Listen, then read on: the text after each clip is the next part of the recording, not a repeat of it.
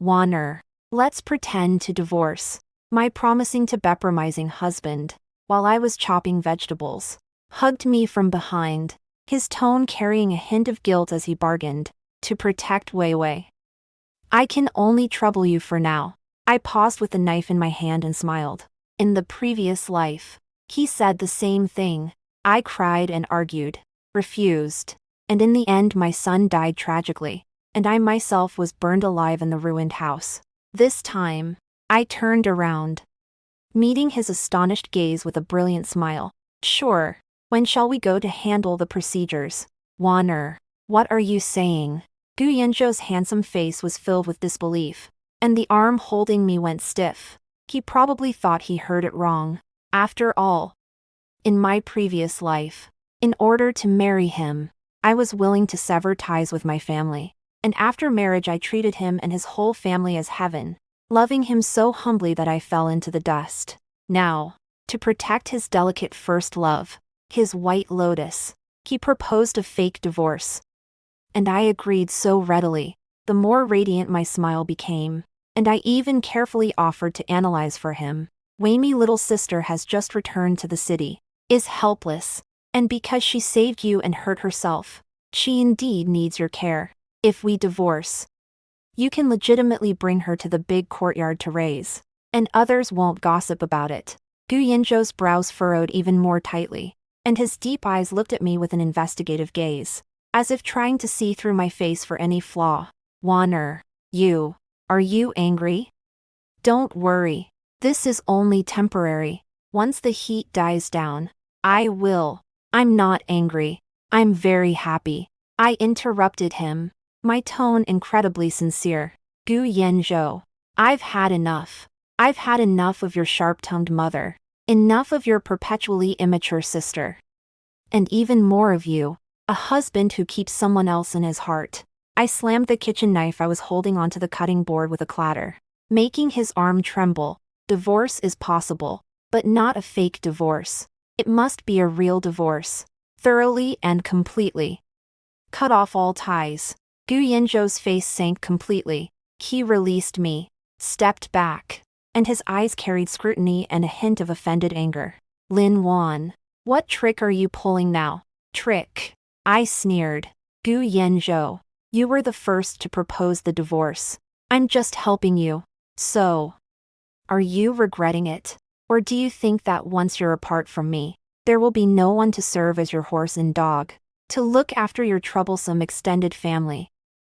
My words stabbed into his heart like a knife. His handsome face was taut, as if he were doing his best to suppress his anger. At this moment, my mother-in-law Zhang Suihua's loud voice came from outside the door. Oh my, Wei, why don't you lie down a bit longer? This body hasn't fully recovered yet. A soft, delicate voice followed. Aunt, I'm fine. I just want to come out for some air and see if Brother Yanzhou has come back. The door was pushed open, and Zhang Suihua helped a pale, fragile-looking woman walk in. That woman is Gu Yanzhou's heart's longing. By Yue Guang, by Wei. As soon as she saw the scene in the room, she immediately showed a look like she was about to cry, weakly grabbing Gu Yanzhou's arm. Yanzhou Gu, did Lin Wan misunderstand something? You must explain to her quickly. It's all my fault. I shouldn't have come back. While she spoke, she looked at me timidly, and the smugness in her eyes flashed by. In the last life, it was this face that deceived everyone. Zhang Suihua, upon seeing this stance, immediately stood with her hands on her hips and shouted at me. Lin Wan, you wretched omen. Our Wei has been kind and well-meaning. Why are you wearing that sour face for whom? If not to save our Yanzhou, would she be like this now? You useless hen who won't lay eggs, occupying the latrine without shitting, and still have the nerve to throw a fit. Mom, Gu Yanzhou scolded, though there wasn't much reproach in his tone. I looked at the three people before me whom I loathed to the core, and a wave of coldness flooded my heart. It was them, together in the last life, who pushed me into the abyss of no return. My son ran a high fever that wouldn't break, and I knelt and begged them to take him to the hospital. But Zhang Suihua cursed my son as a debt collector and locked us both in the woodshed. Gu Yanzhou, My good husband was right there with Bai Weiwei at the hospital for rehabilitation. In the end, my son was burned alive in my arms, and I too was disfigured by a fire of an accident, reborn in another life. How could I let them have their way again? I took a deep breath, suppressed the surging hatred, and looked at Gu Yanzhou calmly. Since everyone is here, let's speak clearly. I agree to divorce, but I have 3 conditions.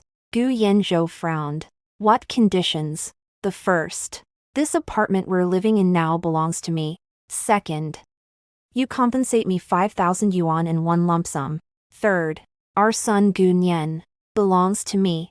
As soon as I spoke, the whole kitchen fell silent. Zhang Cuihua was the first to react, screeching like a cat stepped on its tail. Are you crazy? You BTCH. You've gone money crazy. Still want the house. 5,000 too. Why don't you go snatch it? You married into our Gu family. Eat our food. Drink our drink. And now after divorce you want to shave a layer of skin off. I'll beat you to death. Shameless thing. She lunged at me with bared fangs. I was prepared long ago. Sidestepped. Casually picked up a basin of cold water beside me, and without hesitation poured it over her head. Ah. Zhang Cuihua was soaked through and through, screaming as she hopped on one foot. Bai Weiwei was so frightened that her face went pale and she hid behind Gu Yanzhou. Gu Yanzhou was utterly furious. He charged forward, grabbing my wrist, shouting, Lin Wan, you have gone too far.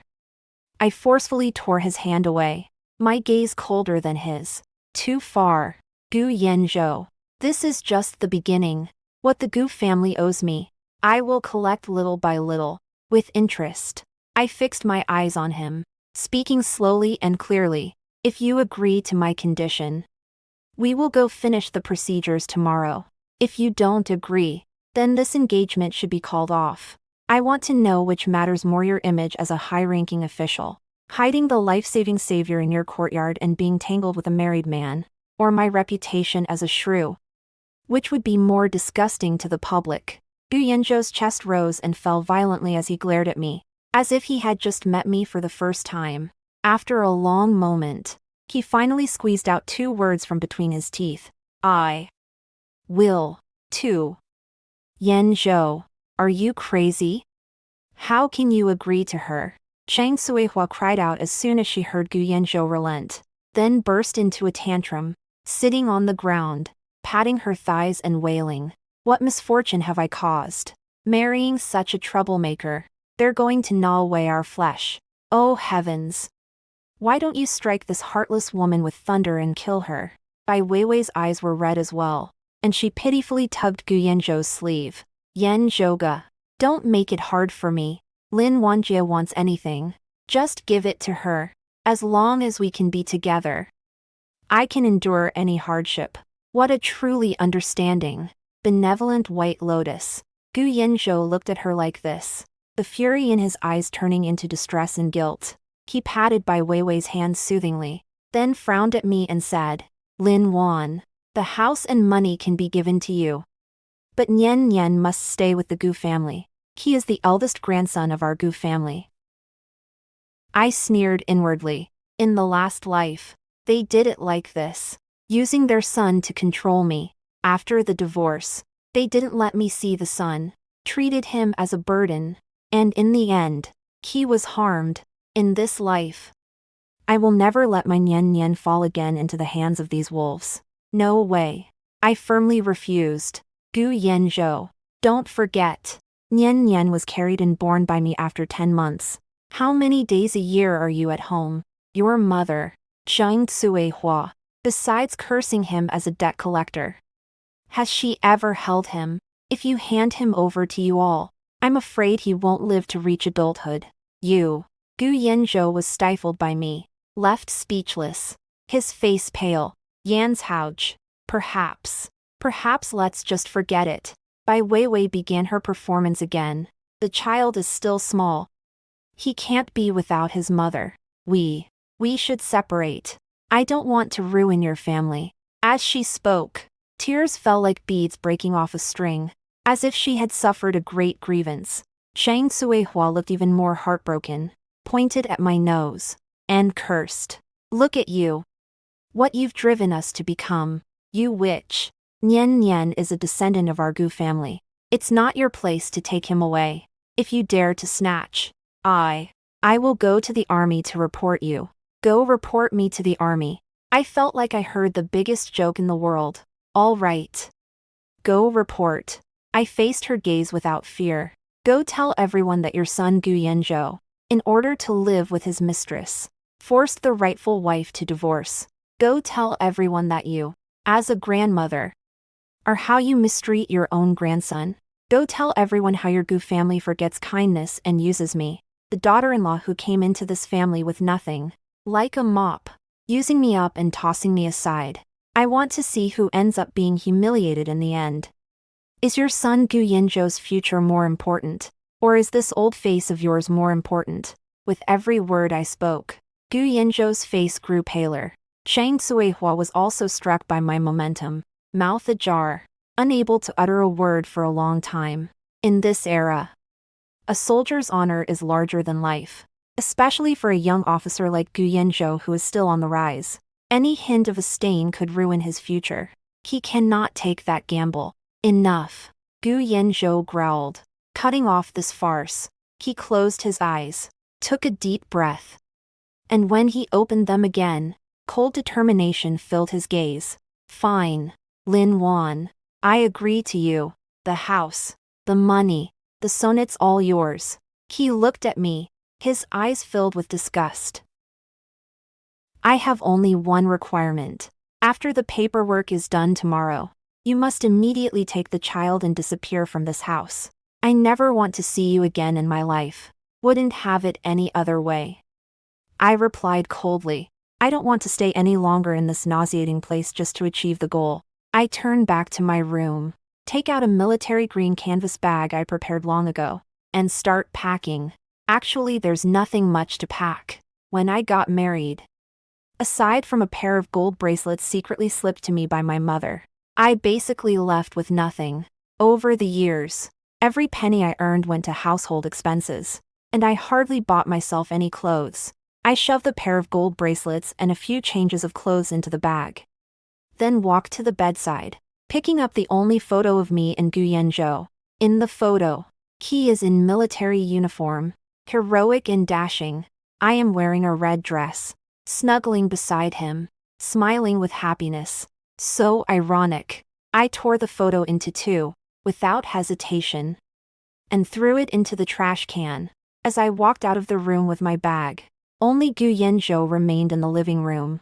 Shang Suihua and Bai Weiwei have no idea where they went. He sat on the sofa, holding a cigarette in his hand, the smoke curling around him. His expression unclear. When he saw me come out, he stubbed out the cigarette, stood up, pulled an envelope out of his pocket, and threw it on the table. Here are 5,000 yuan. You count it.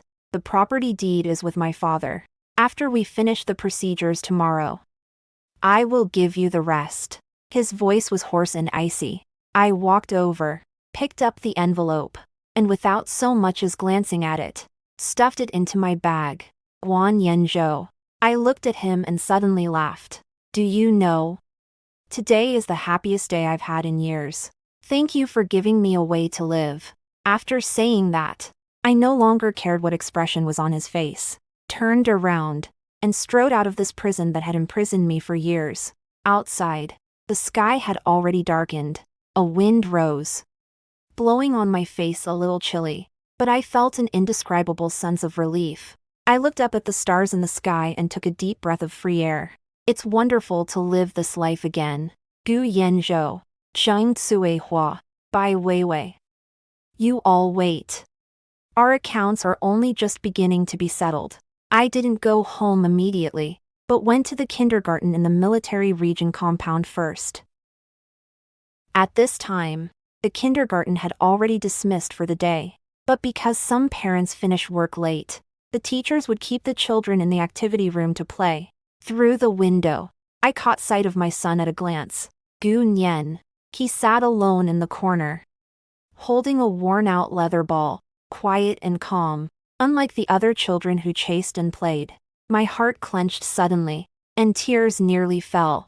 In the previous life, it was my weakness that caused him to suffer so much with me. He has always been more sensitive and introverted than other children his age. This time, Mom will surely protect you well. I wiped the corner of my eye and pushed the door. Walking in, Nian Nian, hearing my voice. Gu Nian suddenly looked up, and his eyes brightened the moment he saw me. Mom. He dropped the leather ball and flew into my arms like a young swallow, tightly hugging my neck. Mom. Why did you come to pick me up so early today? He asked in a childlike, cautious voice, his small face full of surprise. I held his gentle, soft body in my arms, my heart almost melting. Because Mom misses you.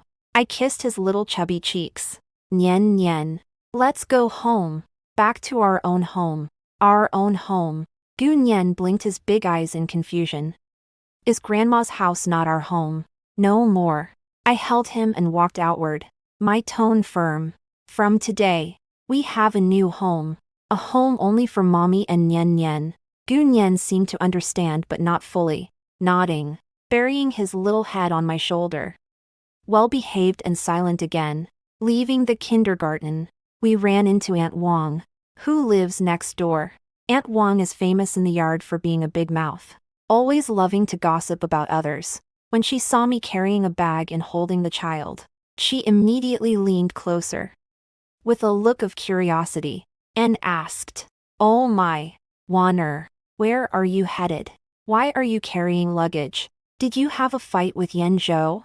I stopped walking and looked at her, offering a faint smile. Aunt Wang, it's not a fight. I deliberately raised my voice, ensuring that the nearby neighbors who were listening could hear. It's a divorce. 3. Divorce. Divorce. Aunt Wang's eyes bulged like copper bells, and her mouth was open wide enough to fit an egg. A few neighbors around, who were pretending to pass by, also stopped in an instant, all turning their attention toward me, their eyes filled with shock and disbelief. In this era, divorce, especially in a strictly disciplined military compound, is absolutely a earth-shattering event. Wanner, you're not kidding, are you? You and Yan Zhou's relationship wasn't that good, was it? Why did you two just divorce? Aunt Wang said, looking incredulous. Nothing much. I just can't go on. I answered with a calm and unruffled tone. As if talking about something, the calmer I am, the more curious they become. Is it because of that Bai family girl? A bolder neighbor couldn't help but whisper. News of Bai Weiwei's return had long spread throughout the courtyard. It was obvious to anyone with eyes what Gu Yanzhou thought of her. I sighed and wore a look that was hard to interpret, neither confirming nor denying. This ambiguous attitude most easily sparks the imagination. Ah, well, it's all in the past. I hugged my son and turned to leave. Aunt Wang, everyone in the neighborhood, from now on I won't live here anymore. Please take care. Hey, Wanner. Where are you going? Aunt Wang asked after me. To my own house, I said without turning my head. The one Gu Yanzhou gave me. It's in the building right in front. My words exploded like a bomb, detonating once more among the crowd. What? Yanzhou gave her that newly allocated apartment. Oh my gosh. That apartment has a great location, 2 bedrooms, 1 living room, sunny facing. Not only that, I happened to hear her say that Gu Yanzhou had given her a large sum of money. The murmurs behind me grew quieter, but the curve of my mouth grew wider. This is exactly the effect I want. I want everyone to know that Gu Yanzhou wronged me, that he abandoned his wife for another woman, and that I was the victim forced to leave. Public opinion is sometimes a more powerful weapon than a fist.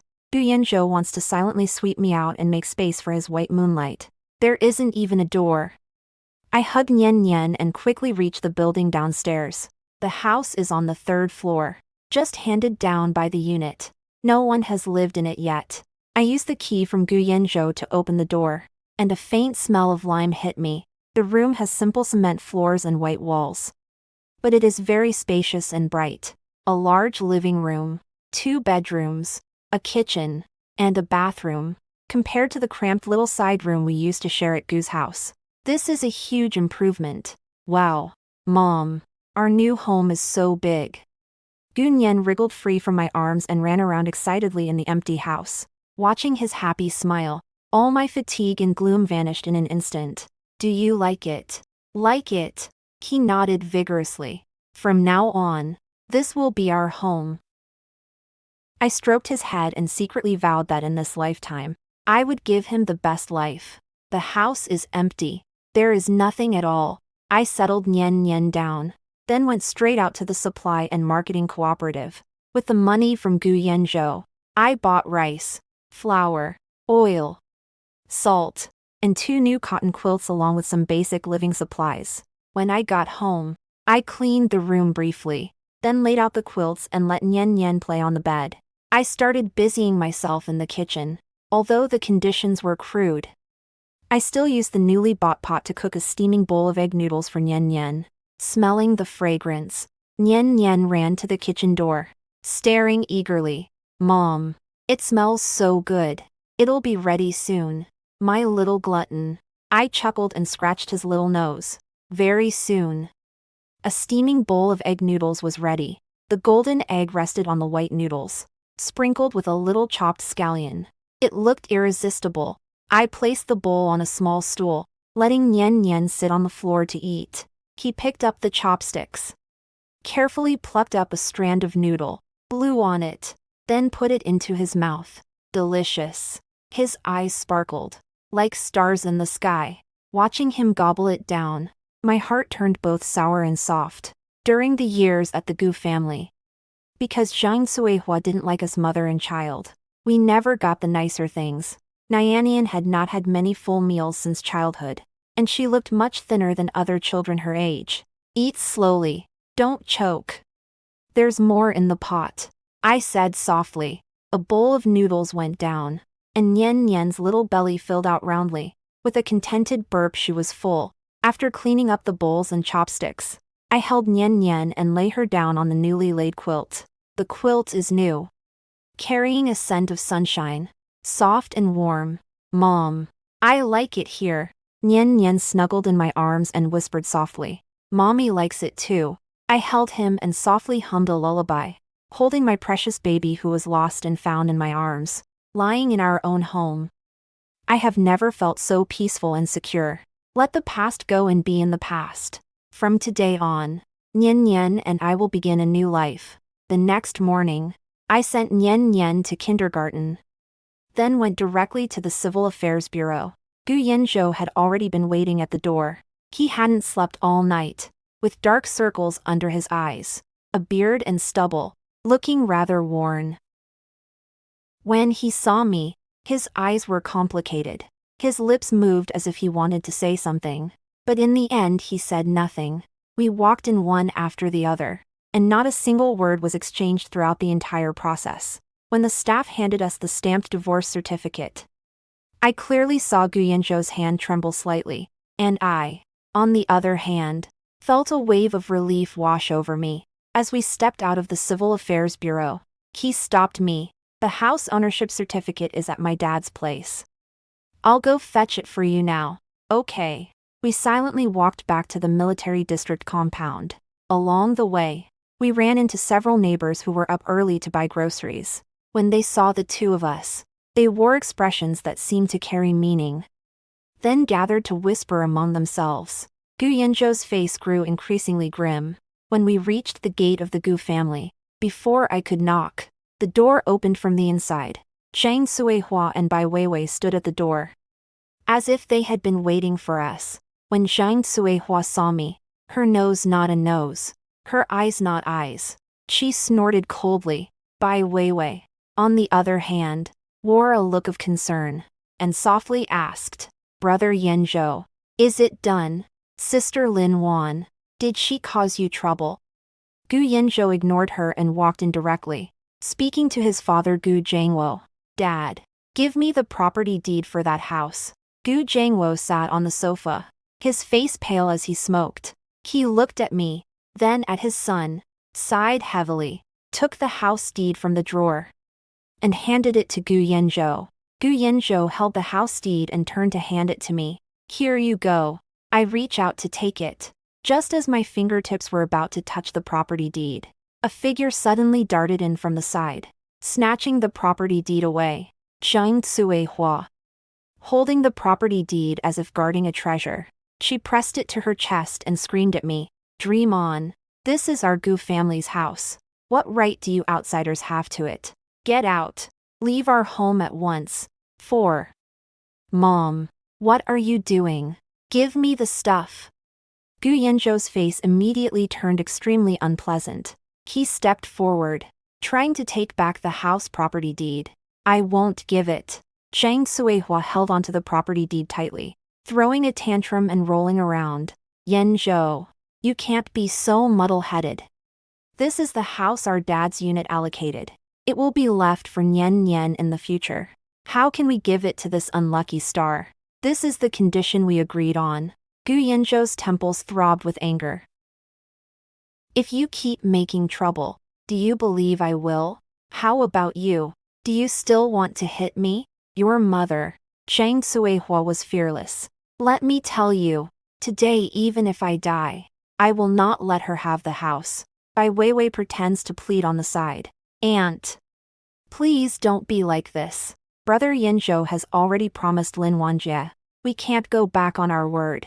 Her words were pleading, but her eyes glanced at me, carrying a hint of almost imperceptible provocation. She is well aware that Zhang Cuihua is a tough old mule. As long as she doesn't speak up, I won't be able to get this house. I watched this farce with a cold gaze, my heart unremarkable and calm.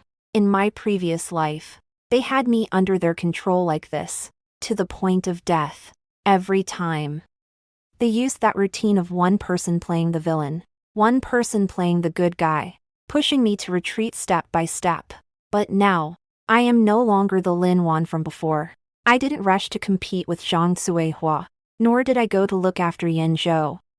I walked straight to the telephone in the living room and picked up the receiver. What are you doing? Gu Yanzhou watched me warily. I didn't pay him any attention and dialed a number slowly and deliberately. Soon, the call connected. Hello. Is this the Military Region Discipline Inspection Commission? I spoke clearly into the microphone. My name is Lin Wan, the former wife of Gu Yanzhou. I am filing a real name report. During the marriage, Gu Yanzhou had an ambiguous relationship with his savior, comrade Bai Weiwei, showing conduct problems. Now, the entire family has joined forces to embezzle my personal property and refuses to honor the divorce agreement. Before I could finish speaking, Gu Yanzhou burst over like a madman, snatched the phone from my hand, and slammed it down hard. Lin Wan. Are you crazy? His eyes weirshot, like a lion enraged. The living room was deathly silent. Zhang Cuihua and Bai Weiwei were shrinking in fear. They never would have imagined that I would actually dare to call the Commission for Discipline Inspection directly. The cigarette in Gu Zhangwo's hand fell to the floor with a paw sound. He stood up abruptly, pointing at me with a hand that was shaking. You. I'm not crazy. I looked at them calmly, my gaze cold as ice. I'm just taking back what's mine. Gu Yanzhou. I'll give you one last chance. Give me the property deed, and we'll be even. Otherwise, I don't mind making a big deal out of this. After all, I've lost everything already. The barefoot doesn't fear the wearing of shoes. But I don't know whether you, the promising Chief Gu, can afford to pay too. Gu Yanzhou stared at me with a fixed, intense gaze, his chest heaving violently. The anger, shock, and unwillingness in his eyes ultimately melted into a desolate, lifeless defeat. He knows I'm not joking. If this thing really gets reported to the Disciplinary Inspection Commission, regardless of the final outcome, his military career will be stained with a huge blemish. He cannot afford to lose. Mom. Give her the property deed. He closed his eyes, his voice filled with exhaustion and powerlessness. Yanzhou Zhang Cuihua still wanted to say something. Give her to her. Gu Yanzhou suddenly opened his eyes wide and shouted at her. Zhang Cuihua shivered in fear, reluctantly and grudgingly. Took a step closer to me, and slammed the property deed into my hand, cursing grimly and ugly. "Take it, you bad luck charm. You're holding our family's things. Aren't you afraid of retribution?" I took the property deed, didn't even look at her, and turned to leave directly. Behind me, I could hear Bai Weiwei's faint crying and Zhang Sui's angry, furious curses. And Gu Yanzhou never looked at me again. After stepping out of Gu's house, I turned my head to take a last look at the place where I had lived for years. In the sunlight, that gray building resembled a giant cage, and I, at last, broke free. The first thing I did after getting the house and the money was to move the household registration from the Gu family to my own property. From now on, I, Lin Wan, will have nothing to do with the Gu family. With a place to settle down, the next step is to figure out how to make money. 5,000 yuan is a sizable sum in this era, but sitting idle is not in my nature. Moreover, I have to raise Nian Nian and give him the best education in life. I can no longer depend on anyone like in the previous life. I must rely on myself and live a decent life. But what can I do? I am a housewife with no education and no background, in an era that has not yet fully opened up. And it is as hard as climbing a mountain to find a decent job. I lay in the empty room and began to carefully recall the various memories of my past life. The 80s were an era of change, a time full of opportunities. As long as you ride the wind, even pigs can fly. I remember that starting from the second half of this year, clothing business in southern coastal cities began to boom. Many discount traders or wholesalers relied on buying trendy clothes from Guangzhou and Shenzhen to sell in inland areas, making a fortune. The clothing business. My eyes suddenly lit up. I've loved painting since I was a child. And I'm also very interested in fashion design. In my past life, after I married Gu Yanzhou, in order to please him I even learned tailoring and sewing for a period of time.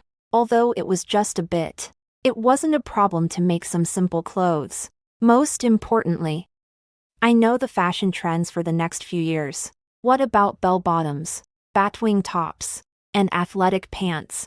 These styles that will sweep the country in the future haven't appeared yet. If I could seize the opportunity and be among the first to eat crabs, once that thought occurred, I couldn't suppress it anymore. So I acted on it. The next day, I tucked the money away and boarded the bus to the department store in the city. I want to buy a sewing machine. A sewing machine from the 80s is quite a rarity. It was one of the 3 great items for marriage. Not cheap. And it also required industrial coupons. I don't have industrial coupons, so I could only try my luck in the black market. After wandering around the department store for a long time, I finally found a dealer selling second-hand goods in an inconspicuous corner. After some bargaining, I spent 300 yuan to buy a semi-old butterfly sewing machine. I went to the fabric market again, carefully selecting a few pieces of brightly colored, high-quality pure cotton cloth and polyester. When I shouldered the heavy sewing machine and carried a big bundle of fabric back home, it was already dark. Looking at this big machine in the living room, my heart was filled with unprecedented drive. This is the starting point of my career. In the following days, after sending Nian Nian to kindergarten, I threw myself into clothing making. First, I drew design sketches. With my advanced memory, I designed several styles of children's clothing, t-shirts with cute cartoon patterns, dresses with color blocking, and overused yet currently trendy overalls. Then I started pattern making, cutting, and sewing. At first, because I was new to it, I did it very slowly and even ruined several pieces of fabric. But I didn't get discouraged and practiced again and again.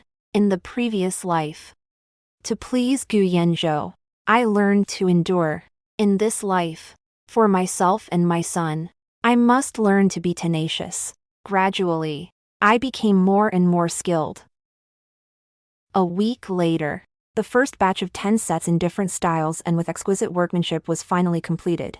Looking at the rows of lovely little clothes hanging on the rope, I let out a long sigh of relief.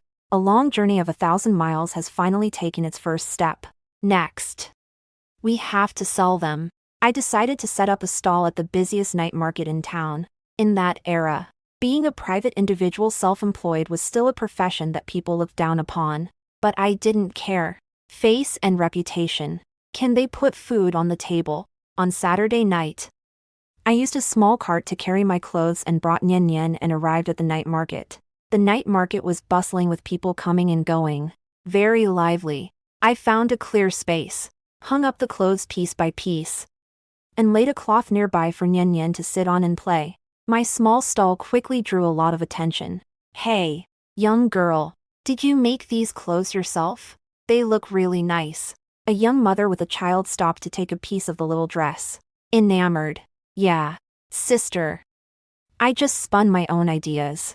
If you like it, you can let the child give it a try. I greeted warmly. This fabric is good too.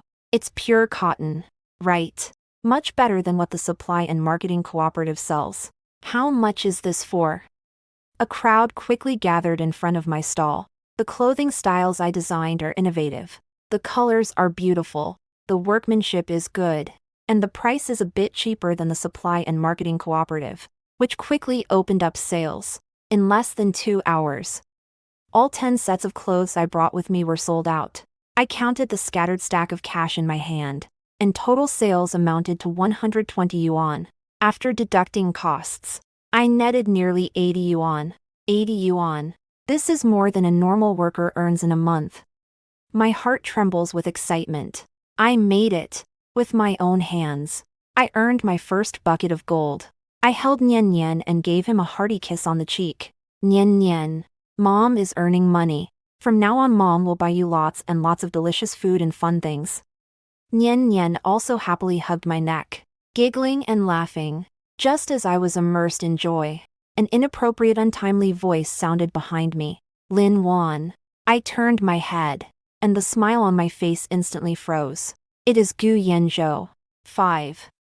He was dressed in plain clothes, standing not far from me, with his tall, sharp brows tightly furrowed, his eyes complex as he looked at me and the simple stall before me. Beside him stood Bai Weiwei, also looking shocked. How could they be here? I quickly reined in my emotions, stuffed the money into my pocket, stood up, and looked at them coldly. What do you want? My coldness made Gu Yanzhou's brows furrow even deeper. He probably didn't expect to meet me again in this place. In this way. In his eyes, I, the woman he abandoned, should be hiding in a corner right now, wallowing in self-pity and washing my face with tears, rather than like now, in the noisy night market, making money through speculative swindling. His face still radiates a confidence and composure he has never shown before. How did you end up setting up a stall here? He spoke, his voice somewhat dry. Not setting up a stall. Do you expect to wait for the north wind to blow in? I retorted tauntingly. Director Gu. We're already divorced. What I do doesn't seem to have anything to do with you. Right. Lin Wanjie. Don't get the wrong idea. Brother Yanzhou doesn't mean anything else. He's just being concerned for you. Bai Weiwei immediately stepped forward, wearing that easy to understand look on her face. We were just passing by and saw you. Saw you here, and we're a bit surprised. You're a woman with a child. Out this late. Showing your face outside, how unsafe is that? She pretends to care with her words, but the contempt and schadenfreude in her eyes cannot be hidden. In her view, my sinking to selling at stalls is a great cause for celebration and satisfaction. Safety. You don't need to trouble Miss Bai for that, I said with a forced smile, rather than showing my face outside. I fear being schemed against at home until there's not even a bone left. After all, not everyone is like Miss Bai, who has the power to drive other people's husbands crazy for her, even making them abandon their homes. You. Bai Weiwei's face alternated between red and white, and she was speechless, blocked by me. Gu Yanzhou's face also turned extremely ugly. He stepped forward, lowered his voice, with a commanding undertone. Lin Wan, don't make a scene here. Pack your things and come back with me. Go back. Go back where? I seem to hear the biggest joke of the day. Go back to Gu's family. Continue to be your slave and work like a horse for you all. Do you want your whole family to live in harmony and happiness? Gu Yanzhou. Are you out of your mind? I'm not saying that. he explained a little irritably. You, a military wife, even if you divorce, can't do this. Can't do this kind of shady dealing. If this gets out, what would people think of me? It's all about face again. It's about his reputation again. This man always only considers himself. I laughed in anger. Gu Yanzhou, make it clear. We are already divorced. I am not a military wife now. I am just an ordinary single mother. What I do has nothing to do with you. What you should do now is not to control me, but to take care of the lady in your circle, Miss Bai, and not let her pester a married man in the middle of the night. That would be truly shameful. Lin Wan. Gu Yanzhou was completely angered by me. He took a step forward, trying to grab my hand. I held Nian Nian and took a sudden step back, shouting sternly, "Don't touch me." My voice was loud, immediately attracting the attention of those around us. Everyone began to look at us, pointing and gesturing. Isn't that kid from the Gu family? Who is the girl beside him? It seems to be that Bai family maid. I heard she just returned from the countryside recently. Wasn't he married? Where's his wife? Aw, isn't that his wife Lin Wan? Why is she selling at a street stall? Don't you know, they're divorced. I heard it's all because of that Bai family maid. The discussions flooded into Gu Yanzhou's ears like a tide, his face alternating between pale and white, looking extremely dreadful. He didn't expect that news of our divorce had already spread to every corner. He also didn't expect that the public opinion would completely tilt in my favor. He glared at me hard, his eyes filled with humiliation and anger. Lin Wan, you're amazing. He squeezed out a few words through his clenched teeth. Flattery, I replied without backing down. Bai Weiwei's face was as pale as paper. She was probably used to pity and protection from others. Never before had anyone publicly point fingers at her, saying she was the other woman who broke up a family. She tugged at Gu Yanzhou's sleeve, her voice choked with tears. Yan's Houch. Let's go. I'm dizzy. Gu Yanzhou glanced at the strange looks around, then at my icy face, and finally supported the wavering Bai Weiwei. Awkwardly turning to leave, watching their panicked fleeing figures, there was not a trace of triumphant pleasure in my heart, only a sheet of cold calm. Gu Yanzhou, this is only the beginning. The shame and pain you brought me, I will repay double. Mom. Are that uncle and aunt bad people? Nian Nian, in my arms, whispered. I lowered my head and met his clear eyes, with a trace of unease.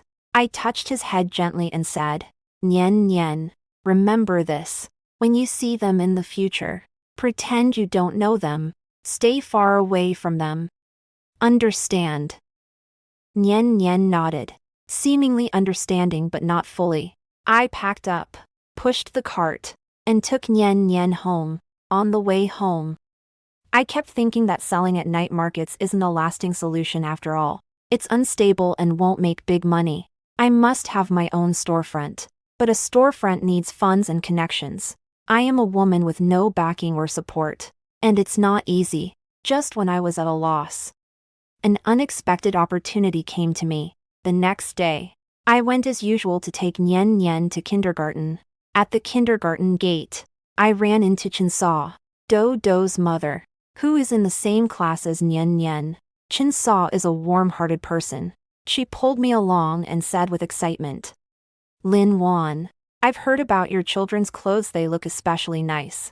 I wanted to come by yesterday to buy from you, but I went too late and you had already closed up. Chinsaw, do you like them? I still have a few at home. I'll bring them to you later. I said with a smile. That's great, Chinsaw said happily. By the way, Lin Wan, I've got something to tell you. My sister-in-law on my mother's side works at a department store in the city center. Their market is recently undergoing reforms and they're planning to lease a few counters on the first floor to individuals. I heard from my sister-in-law that there aren't many AP applicants yet. Do you want to give it a try? Your craftsmanship is so good. If you could have a counter in the department store, business would surely be booming. Counters at the department store. My heart suddenly gave a jolt. This is basically a windfall from heaven. The department store of the 1980s was a symbol of status and prestige. Being able to sell there was in itself a guarantee of credibility. If I can take that counter, my clothing business will definitely take a new level. Madam Chin, is this news reliable? What conditions are required? I excitedly grabbed her hand. Reliable. My sister-in-law said it herself. It seems we just need to pay a deposit. Then every month pay management fees to the mall. I'm not sure about the specifics. I'll give you her work unit's phone number. You can ask her yourself. Madam Chin. Thank you so much. You've really helped me a lot. I'm at a loss for words with gratitude. What's there to thank me for? We're neighbors. It's only right. Sister Chin smiled and waved her hand. The moment I got the phone number, I couldn't wait even a moment. I hurried to the nearby post office and called Sister Chen's sister-in-law. On the other end, Sister Chen's sister-in-law, whose surname is Lee, called Li Jia. She was very enthusiastic and explained in detail the situation about the counter contracting. As Sister Chen said, the department store is indeed conducting pilot reforms, opening a few spots on the first floor to outside contractors. The conditions aren't harsh either. As long as you have good sources of goods, pay a deposit of 1,000 yuan, and each month contribute a portion of the management fee based on sales. That's all. This may be difficult for others, but for me it's practically tailored to me. I immediately arranged with Sister Lee, and the next day I went to the mall with my clothes and money to find her. After hanging up the phone, I was so excited that I almost jumped up. I could already see it. My clothing brand, starting from this small counter, stepping toward the whole country. However, I rejoiced too soon. When I hurriedly came to the department store the next day with samples and money and found Sister Lee. She looked hesitant and told me, Miss Lin, so sorry, that counter has already been claimed by someone. 6. What? It's been claimed.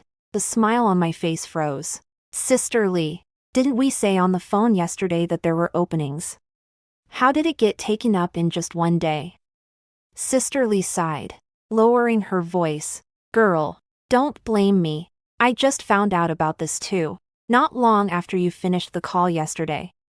Our mall manager came down in person to inform us that that spot would be reserved for a relative of his. Relative of the manager. My heart suddenly sank. In this day and age, relationships mean everything. I, a powerless ordinary person, how can I contend with the manager's relative? Then, are there any other counters? I asked reluctantly. Sister Lee shook her head and looked at me sympathetically. There are only a few good spots on the first floor. The rest are all tucked away in the corners, with not enough foot traffic, and the remaining ones are basically pre-allocated to insiders. Little sister, so sorry to have wasted your trip. Hope shattered in an instant. A huge sense of loss swept over me. I wandered out of the department store in a daze. Stood on the bustling street, feeling a blur of confusion. Has my career not even begun yet and already come to an end? No, I can't give up like this. I must get this counter stand in my hands. But what do I have to compete with the manager's relatives? I calm myself down and analyze carefully. Since it's a contract, the ultimate goal of the mall is still to make money. If I can prove that I can bring greater profits to the mall than that connected insider, won't there be a chance? But how can I prove it? I was thoughtfully pondering when I unintentionally looked up and saw a huge banner hanging at the entrance of the department store to warmly celebrate the textile factory's 30th anniversary. Exhibition and sale to open soon.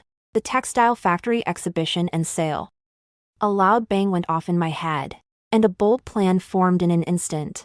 The city textile factory is the city's largest state-owned enterprise, with very good profits. Every year they hold a large exhibition and sale at the department store, which at that time was a citywide sensation. During the exhibition and sale, the department store's foot traffic would peak. If I could manage to set up a temporary stall at the entrance of the department store during the exhibition and sale, using my innovative designs and solid quality to attract everyone's attention and create a sensational effect. At that time, would the store manager, upon seeing my strength, still hand over that golden counter to a well-connected person who only knows how to use back doors? This plan is very risky. Setting up a stall privately at the entrance of a department store is not like being in a night market. This is digging on the head of the year of the tiger. If discovered, the consequences are unimaginable, but fortune favors the bold. For my future. 4 yen. I must take a gamble. Having made up my mind, I immediately took action. The trade fair was in 3 days. Time was tight, and I had to produce enough astonishing clothes in those 3 days. I took out most of the money I had left and poured it all into the fabric market. This time, I bought not only cotton cloth and poplin, but also, with great difficulty, some corduroy and woolen fabric that were very rare at the time. For the next 3 days, I hardly slept. During the day, after sending yen off, I would rush back to my room and the sewing machine's clack hardly ever stopped. At night, after yen fell asleep, I would continue working, washing my face with cold water when I was tired, and gnawing on a cold steamed bun when I was hungry. In the previous life, for Gu Yanzhou, I stayed up late weaving him sweaters and mending clothes, never uttering a single complaint. In this life, I fight with all my might for myself, and I am as happy to do so as to eat. 3 days later, on the morning the sale expo opened, I looked at the room full of hundreds of children's clothes in various styles and bright colors. I was exhausted to the point of collapse, yet my heart was filled with an unprecedented sense of satisfaction. I sorted the clothes, packed them by category, and then rented a tricycle. Then I dressed Nian like a little prince, a white shirt, paired with the khaki suspenders I handmade, and a pair of white sneakers on the feet. Both handsome and spirited. He will be my brightest little model today. Everything is ready. I take a deep breath, push the tricycle, carrying Nian, and head toward the department store in the city center. When I arrive at the department store, it is already packed with people and drums honking. The opening ceremony of the trade fair had just ended, and people surged into the mall like a tide. I didn't go in. Instead, I parked the tricycle at the most conspicuous spot near the gate, then quickly hung each piece of my clothing on the drying rods I had prepared long ago.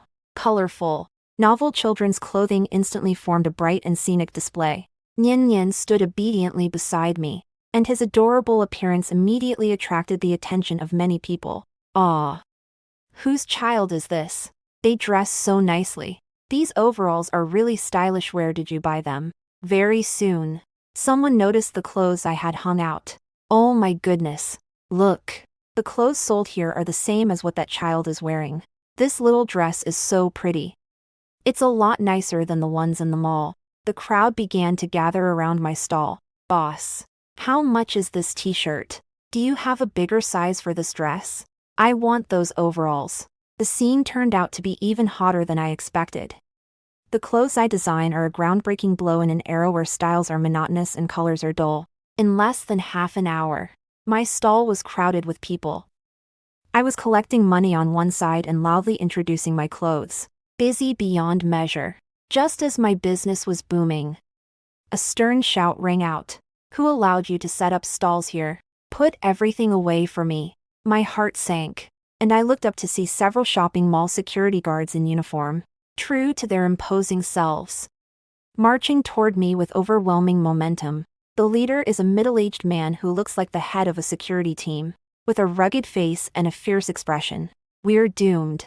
We've been discovered after all." The surrounding customers who had come to watch were frightened and stepped back when they saw the security guard. "Which organization are you from? Do you have a business license? You dare to set up a stall at the entrance of a department store? Bold move." The security captain walked up to me, looking down on me from a superior height, and scolded. I protected Nong behind me and met his gaze calmly. "Comrade, we just want to take advantage of the crowded trade fair to sell a few handmade clothes. To make a living, with no malice. Make a living. Making a living gives you the right to break the rules. This is a state-owned department store, not your backyard." The security captain sneered. "Hurry up. Gather your things and come with us." Then he reached out to grab my clothes. "Don't touch my clothes." I rushed, wrenching his hand away. "Hey, you still dare to move?" The The security captain exploded with anger, waving his hand. Take her and her belongings to the security department for me. A few security guards immediately swarmed around. I clung tightly to Nian Nian, watching their menacing, murderous expressions, and a wave of despair rose in my heart. Is my plan going to end in such a humiliating and pathetic way? At the critical moment, a clear voice, calm yet authoritative, rang out from behind the crowd. Stop. 7. The voice was not loud, yet carried an unchallengeable force. The previously noisy crowd instantly quieted, and everyone looked in the direction of the sound. The security guards who were about to step forward also stopped and turned back to look. In the crowd, a path automatically opened, and a middle-aged man in a crisp Zhongshan suit, wearing gold-rimmed glasses, looking to be in his 40s, slowly walked over under the crowds surrounding. His face was cultured, but his eyes were very sharp, and he carried an aura of having long sat in high position. I recognize him. He is the general manager of the department store, Qian Donghai. In a previous life, I had seen his photo in the newspaper. He is a reformer with a lot of vision and drive, the kind who, in his hands, transformed the department store from a lifeless state-owned market into the leading commercial hub of the capital city step by step. The security squad leader looked at him the moment he appeared and immediately bowed and greeted him. Qian, Manager Qian, what brings you here? Qian Donghai ignored him and walked straight to my stall. His gaze swept over the clothes I had hanging, and a trace of hardly perceptible surprise and admiration flickered in his eyes. Then his line of sight settled on me and on the Nian Nian in my arms. How is this happening? He asked, his tone calm yet carrying a certain authority. The security captain quickly explained. Manager Qian, this person has set up a stall here without authorization, disrupting the order and image of our mall. I'm preparing to take her to the security department. Qian Donghai did not immediately express himself. Instead, he looked at me and asked, what is your name? Are these clothes all made by you yourself? The opportunity had come. I forced myself to calm down and replied, without arrogance or humility. Hello, manager. My name is Lin Wan. These clothes are indeed designed and made by me. Design. Qian Donghai seemed to be very interested in the word. Have you studied fashion design? No. I shook my head. It's just that I like to tinker for myself. I think children's clothes should be pretty, colorful, not like what's sold on the market now. The same old gray and blue. My words made Qian Donghai's eyes light up. He picked up a patchwork color block dress I made, examined it carefully, and studied the fabric and craftsmanship in great detail. The craftsmanship is very meticulous. This style is also bold, very creative. He nodded, giving a fairly high evaluation. Then he looked at me again. Why are you setting up a stall here? I took a deep breath, deciding to tell the truth and take a chance. Manager Qian, to be honest with you, I came to the mall before, hoping to lease the counter on the first floor, but the person in charge told me that position had already been allocated to your relative. As soon as I spoke, there was a murmur of astonishment all around. The security team leader's face turned pale. Qian Donghai frowned slightly, but soon relaxed. He looked at me, a hint of teasing in his eyes. So, you want to prove to me in this way that you are more suitable for that counter than my relative? Yes. I met his gaze and spoke with conviction. I know my behavior is reckless and violates mall rules, and I am willing to accept any punishment. But I believe the market is the only true standard for testing products. Whether my clothes are good or saleable is not up to me to decide, nor up to you to decide, but up to the customers. I pointed to the growing crowd around us, raising my volume. Manager Qian, you are a courageous reformer. You must understand that in future commercial competition, it's not connections but strength that counts. I, Lin Wan, am standing here today making a vow. If you give me a chance and hand that counter to me, I guarantee that the profit I create for the mall every month will be the highest of all the counters. If I can't do it, I will immediately pack up and leave, and I will forfeit the deposit. My words are clear and forceful, resounding with weight. The surrounding customers also began to speak up for me. Yes. Manager. This girl's clothes are really well made. We all want to buy them. These are truly good products that consider us common people. Give her a chance. We can't let the influential guests occupy the latrine and not take a shit. Qian Donghai looked at me, then glanced at the enthusiastic customers, and fell silent for a moment. Then he smiled. He turned to the pale-faced head security and said, "Go call Section Chief Wang." "Who's in charge of recruitment?" The security captain fled, rolling and crawling in his panic. Soon, a fat, middle-aged man with a bloated belly ran over, drenched in sweat. "Manager Qian. Qian Donghai." Qian Donghai pointed at me, then pointed at the golden counter, and spoke with an irrefutable tone. "Section Chief Wang, I announce that from today onward, this counter is contracted to Comrade Lin Wan. As for my so-called relative, you tell him to do whatever he should. Our department store does not tolerate idlers, and we do not nurture trash." Section Chief Wang was stunned, then nodded vigorously. Yes, manager. I'll go handle it at once." I did it. I could hardly believe my ears. Happiness arrives too suddenly. I'm so excited I almost can't speak. Thank you, Manager Qian. I will certainly not live up to your expectations. Qian Donghai waved his hand and smiled gently. No need to thank me. This is something you fought for yourself. I look forward to your performance. After saying that, he led his people and turned to walk into the mall. In the crowd, a burst of warm applause and cheers erupted. I watched Qian Donghai's distant figure disappear, and my eyes grew hot with emotion, tears almost falling. I won the bet. Relying on my courage and ability, I honestly earned this opportunity. Miss Lin, congratulations. The former section chief Wang, at this moment wearing a flattering smile, leaned toward me. Look, shall we handle these procedures now? Or do it now? I said immediately. I followed Section Chief Wang to the office, completed all the procedures, paid the deposit, and obtained the rental contract for that golden counter.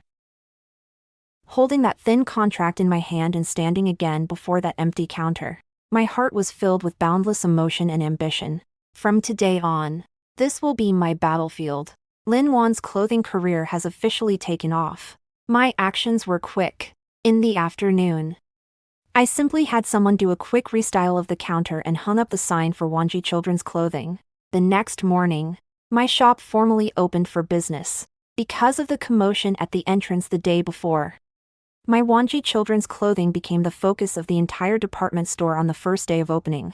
Many people come here because of its reputation. Hey, is this the boss from yesterday's shop? Go in and take a look quickly. I heard her clothes are really beautiful. From the moment the door opened, my counter was crowded with people. Almost 100 pieces of clothing I made were snapped up in just one morning. The cash box at the counter soon filled up. I was so busy that my feet barely touched the ground, with no time even to take a sip of water. In the afternoon, the shelves at the counter were empty, but customers continued to come in droves asking about more. Boss, do you have new stock tomorrow as well? Boss, I want that dress. Could you please reserve one for me? I could only apologize as I pulled out my notebook and started taking pre-sale registrations. After a whole day, I was so tired that I could barely stand straight. But as I counted the thick stack of cash, all my fatigue vanished. On the first day, my turnover surpassed 500 yuan. At that time, this was simply an astronomical figure. This achievement not only shocked the entire department store, but also left me barely able to believe it myself. In the evening, I picked Nian Nian up from kindergarten and, for the first time, took him out to a restaurant.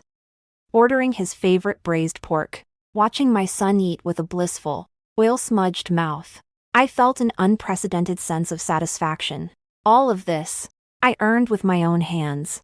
However, my showiness and success also drew jealousy and envy from some people. That day, I was busy behind the counter when a sarcastic, mocking voice spoke up. Hey, isn't that Lin Wan? It's amazing how much someone changes in 3 days. You've all become big bosses now. I looked up and saw Bai Weiwei wearing a stylish dress, with an unfamiliar young man in her arms. Standing in front of my counter, sneering at me. 8. Whenever I see Bai Weiwei, I feel a surge of annoyance. The man beside her, slicked back hair and oily complexion, with a flippant gaze, is clearly not a decent person. Got something to do. I barely lifted my eyelids and continued sorting the fabrics in my hands. My disregard made Bai Weiwei's expression look rather unpleasant. She probably came specifically to flaunt and pick a quarrel in front of me. But I didn't react at all. The man beside her, seeing this, stepped forward and surveyed my small shop from a lofty, condescending stance, then curled his lips and said, Weiwei, is this the counter you told me about? It's way too small, like a general store. You're still selling kids' clothes there. How much money can you make? Bai Weiwei immediately wore a pitiable expression, pulling his arm and acting cute. Wuge, please don't say that. This position was supposed to be reserved for you by Manager Qian. It's my fault. It's my lack of ability that let someone else take it first. Wuge, Manager Qian's relative. I immediately understood. So he was the relative I pushed aside. Wu Kai, Qian Donghai's younger brother-in-law. From the look of it, Bai Weiwei was snubbed by Gu Yanzhou, and she quickly found a new backing. This woman's methods are truly unusual. When Wu Kai heard Bai Weiwei's words, he became even more angry. He vented all his fury on me, pointing at my nose and cursing. So it's you, you woman, who ruined my good thing. What seductive tricks did you use to drug my brother-in-law with a love potion? His voice was loud, immediately attracting onlookers around. I put down the work in my hands, stood up, and looked at him coldly. Sir, please speak with a bit more respect. This counter is mine, taken fair and square from Manager Qian with my own abilities. If you feel wronged, you can go argue with Manager Qian. If you come here to make trouble, you've found the wrong place. Hey, not a small mouth you've got. Wu Kai was irritated by my attitude. He sneered. Do you think I won't dare touch you because my sister-in-law is protecting you? I tell you. In the city there's nothing Wu Kai can't accomplish. I'm putting it out here today. Within 3 days. If you still dare to sell things here, I'll make sure your broken shop can't stay open. Husband Wu, don't get mad. It's not worth getting angry over this kind of person. Bai Weiwei fanned the flames on the side, but her eyes were full of smugness. Today she came with Wu Kai to show me who's boss. I looked at their synchronized ugly faces and sneered coldly in my heart. Want me to stop working? Afraid I'll disappoint you. Really? I met Wu Kai's gaze without fear. Then I'll wait. I want to see how you'll make me unable to continue. You. Wu Kai didn't expect me to be so bold, his face turning red with anger. We'll see about that. He snapped a harsh line, then pulled Bai Weiwei away and stormed off, watching their departing silhouettes. A few shop clerks at the adjacent counters looked at me with worry. You'd better be careful. That Wu Kai is a well-known thug in the city, taking advantage of his brother-in-law, Manager Qian, to do many bad things. Yes, if you offend him, he certainly won't let it rest. Thank you all for your concern. I know now, I replied with words. But in my heart I had already made calculations. People like Wu Kai are paper tigers who bully soft targets and fear hard ones. The more you fear him, the more he will push his luck. To deal with him, you must scare him in one shot. So he will never dare to provoke me again. I didn't sit back and wait to die. That night, after closing the shop, I went straight to Qian Donghai's house. I learned Manager Qian's home address from Sisterly. The person who opened the door was Manager Qian's lover, a middle-aged woman who looked very gentle. After I explained the purpose, she invited me in. Qian Donghai was in the study room reading when he saw me arrive, looking rather surprised. Shaolin, it's so late. Is there something you need? I did not beat around the bush. I told him the whole story of how Wu Kai and Bai Weiwei came to the shop to cause trouble today and threaten me. After hearing that, Qian Donghai's face instantly sank. This Wu Kai is getting more and more outrageous. He slammed the book onto the table with a thud. taking advantage of me, causing trouble outside. I warned him long ago not to bother you, and I didn't expect he would dare to come trouble you. From his words, I picked up a hint. So Qian Donghai had already known Wu Kai would come to trouble me, and he had already warned him. It seems that this financial manager is sincerely trying to protect me. I suddenly felt reassured. Manager Qian, I'm not here today to ask you to stand up for me. I looked at him and said seriously, I want to ask you to do me a favor. Oh, what favor? Qian Donghai looked at me with interest. I'd like to ask you not to pay attention to this matter tomorrow and the day after. Let Wu Kai make a scene. The bigger the scene, the better. My words left Qian Donghai stunned. What do you mean by that? He asked in puzzled. I smiled faintly, a flash of sharpness in my eyes. Manager Qian, when dealing with a mad dog, the best way isn't to drive it away, but to strike it down in front of everyone, beat it into submission, scare it. Let it know that you're not to be trifled with. Only then will it not dare to bite you again in the future. Qian Donghai looked at me, and the admiration in his eyes grew heavier. He remained silent for a moment, then nodded. Fine. I agree with you, but you must be careful yourself. Don't suffer a loss. You can rest assured. I smiled confidently. After leaving Manager Qian's house, the huge stone in my heart finally rolled away. Next, we wait to see how Wu Kai will perform. The next day, Wu Kai indeed appeared. He didn't come alone. He brought 7 or 8 flashy little thugs along. As soon as they entered the department store, they rushed straight to my counter, without a word peeling all the clothes I had on display, tearing them off and throwing them to the floor, stomping on them with their feet. You aren't supposed to start, yet you really dare to start. I think you've had enough of life. Wu Kai yelled arrogantly. My counter was instantly smashed into a chaotic mess. The surrounding customers and salespeople all shrank back in fear. Angry but unable to speak up, mall security arrived after hearing the news. But upon seeing Wu Kai's men, they just stood to the side and did not dare to step forward to stop them. I didn't resist, nor did I cry out. I just stood coldly to the side, watching them smash and break things. My calm, instead, made Wu Kai feel that something was off. You, why don't you shout? He pointed at me, asking aggressively yet trembling. I looked at him and suddenly smiled. Why should I shout? I'm waiting for you to smash. Smash all you want. The more violently the better. These are high-quality materials, worth dozens of dollars each. How much you smash today, you'll have to compensate me back in full later. Compensation. You're dreaming. Wu Kai seemed to have heard a huge joke. I wrecked your shop to save your face. And you still expect compensation. Whether you're compensated or not isn't up to you to decide, I said calmly and evenly. At that moment, a commotion suddenly erupted at the entrance of the mall. 2 police officers in uniform, personally accompanied by Qian Donghai, strode in with swagger. Wu Kai and that group of hooligans turned pale at the sight of the police. The police. How did the police get here? Qian Donghai walked to a counter in disarray, looking at the mess on the ground. His face turned ashen. He pointed at Wu Kai and said to the police behind him, Public security comrades. It is this crowd. In broad daylight, in the state-owned department store, they openly smash and rob. Lawless and with an extremely evil nature. I demand strict punishment. The 2 policemen immediately stepped forward, pulled out handcuffs, and shouted sternly, None of you move. All of you, come with us to the police station. Wu Kai was completely dumbfounded. He never would have imagined that his brother-in-law would personally bring the police to arrest him. Brother-in-law. Brother-in-law. Listen to my explanation, he trembled, trying to beg. I'm not your brother-in-law. Qian Donghai glared at him with disgust. From today on, I, Qian Donghai, have no relatives like you.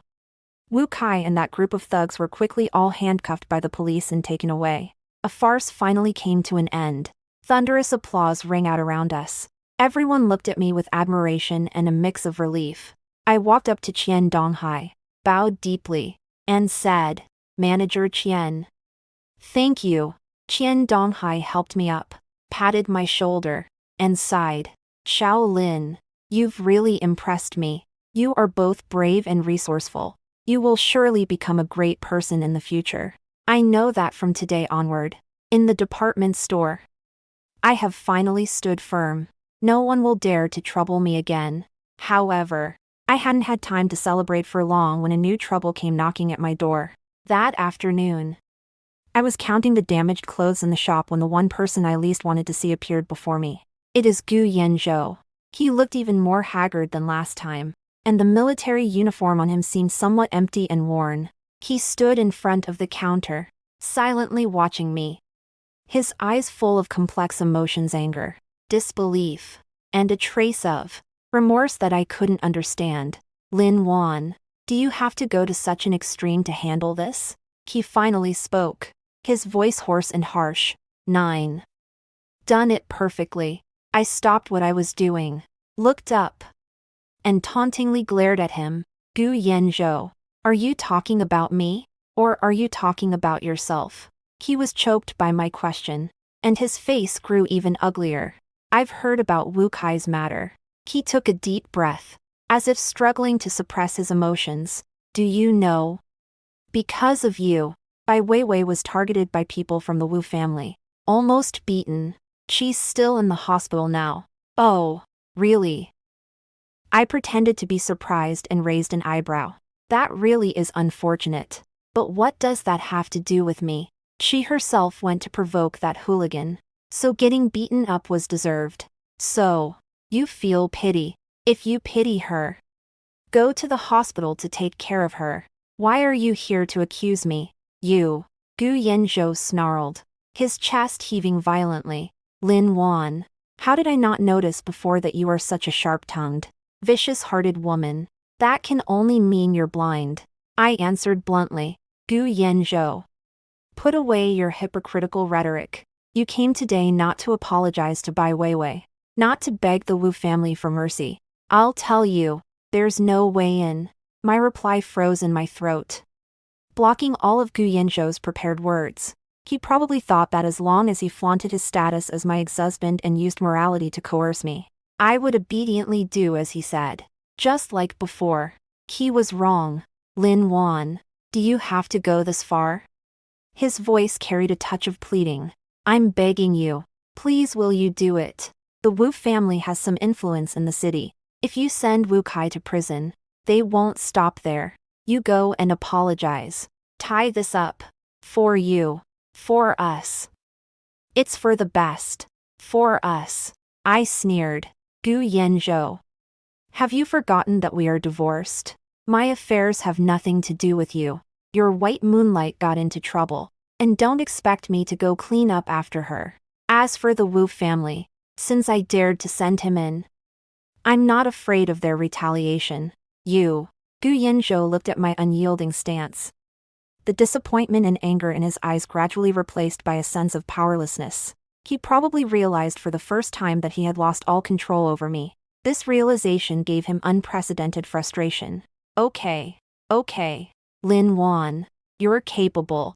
He stepped back, studying me as if I were a stranger. I came today for one more thing. What about Nian Nian? I want to see my son. When it came to his son, my expression darkened. Do you still know you have a son? I looked at him coldly. Back then, who threw away his son for another woman? Now you remember him. It's too late. I am his father. I have the right to see him. Gu Yanzhou said excitedly. Dad, I seem to hear the biggest joke. Are you worthy? Where were you when he had a high fever? Where were you when people scolded him as a debt collector's ghost? Gu Yanzhou. Besides giving him a life, have you fulfilled a single day of fatherly responsibility? What right do you have to see him? Every word I spoke was like a knife, stabbing hard into his heart. His face turned pale, his lips trembling, unable to utter a single word. Yes, he had nothing to say, because what I said was all facts. I tell you, Gu Yanzhou, from the day we got a divorce, Nian Nian has nothing to do with you. with your Gu family, for the rest of your life. Don't expect to see him again, I said decisively. No, you can't do this. Gu Yanzhou panicked completely. He stepped forward, reaching out to grab me. Lin Wan, you can't be so cruel. Cruel. I shook his hand off forcefully and shouted sternly. Compared with your Gu family, my little tricks amount to nothing. Get out. I don't want to see you again. My resolve, like a bucket of cold water, drenched Gu Yanzhou from head to toe, chilling him to the bone.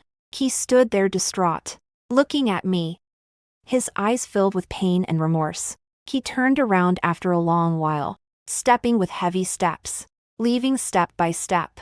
His silhouette, under the lingering glow of the sunset, looked so desolate and lonely. Watching him leave, there was not a trace of pleasure in my heart. Instead, I felt somewhat tired. Being entangled with this family is exhausting. I must become strong as soon as possible. Strong enough that they can no longer come to bother my life. Wu Kai's matter ended with him being sentenced to 6 months of re-education through labor and compensating me for all my losses. This incident pushed my reputation at the department store to its peak.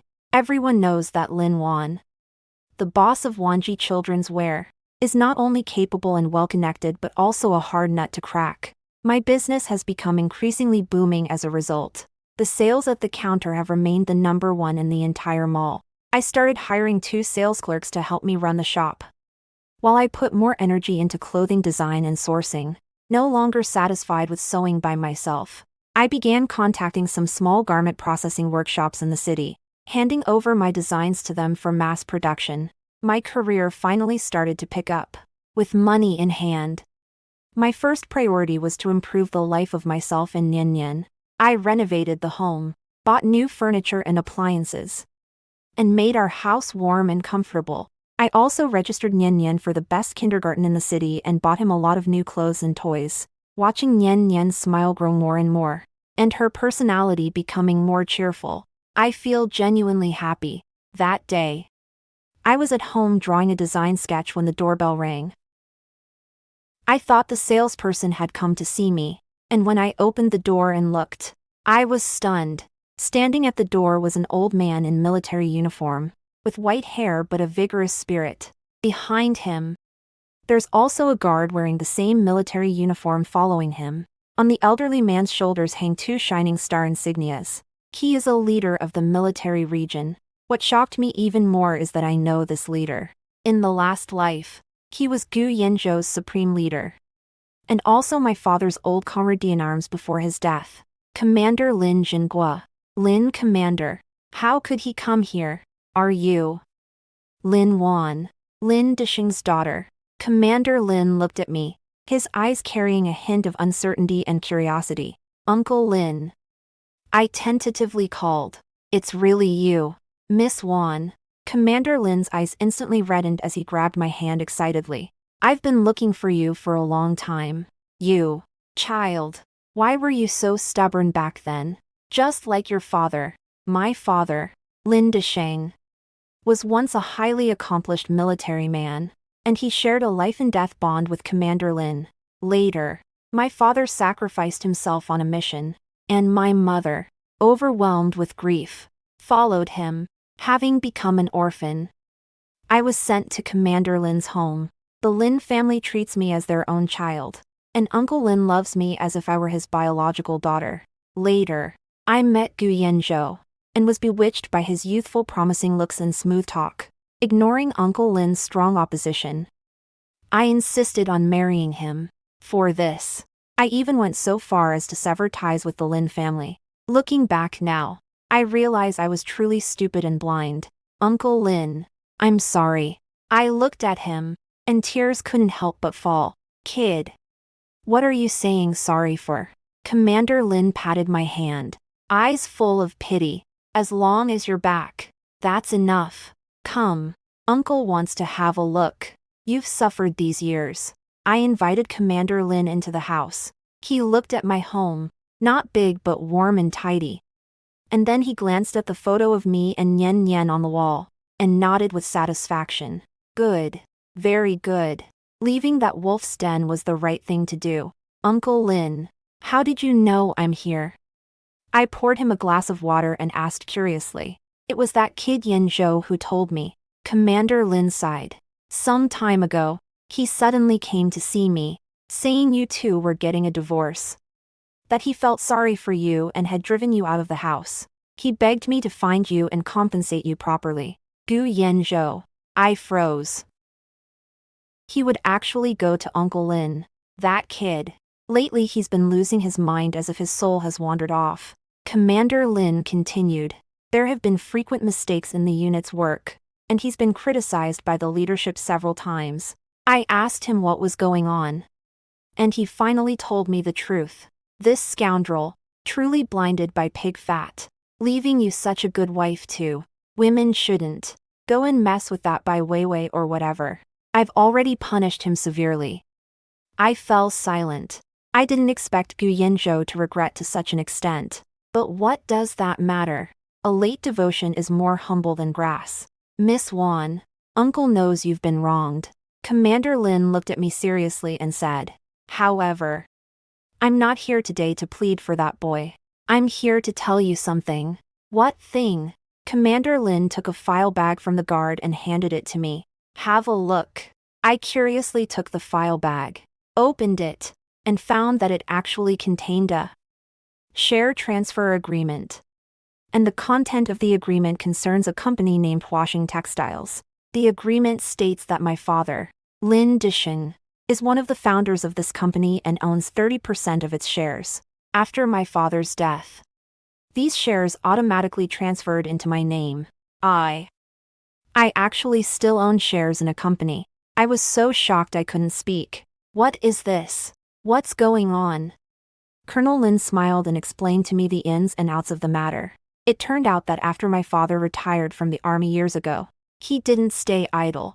He, along with several fellow veterans, went into business at sea and founded this company, Washing Textile. But at that time the policies were unclear, and they remained very low-key. After my father passed away, the company's affairs were handled by other shareholders.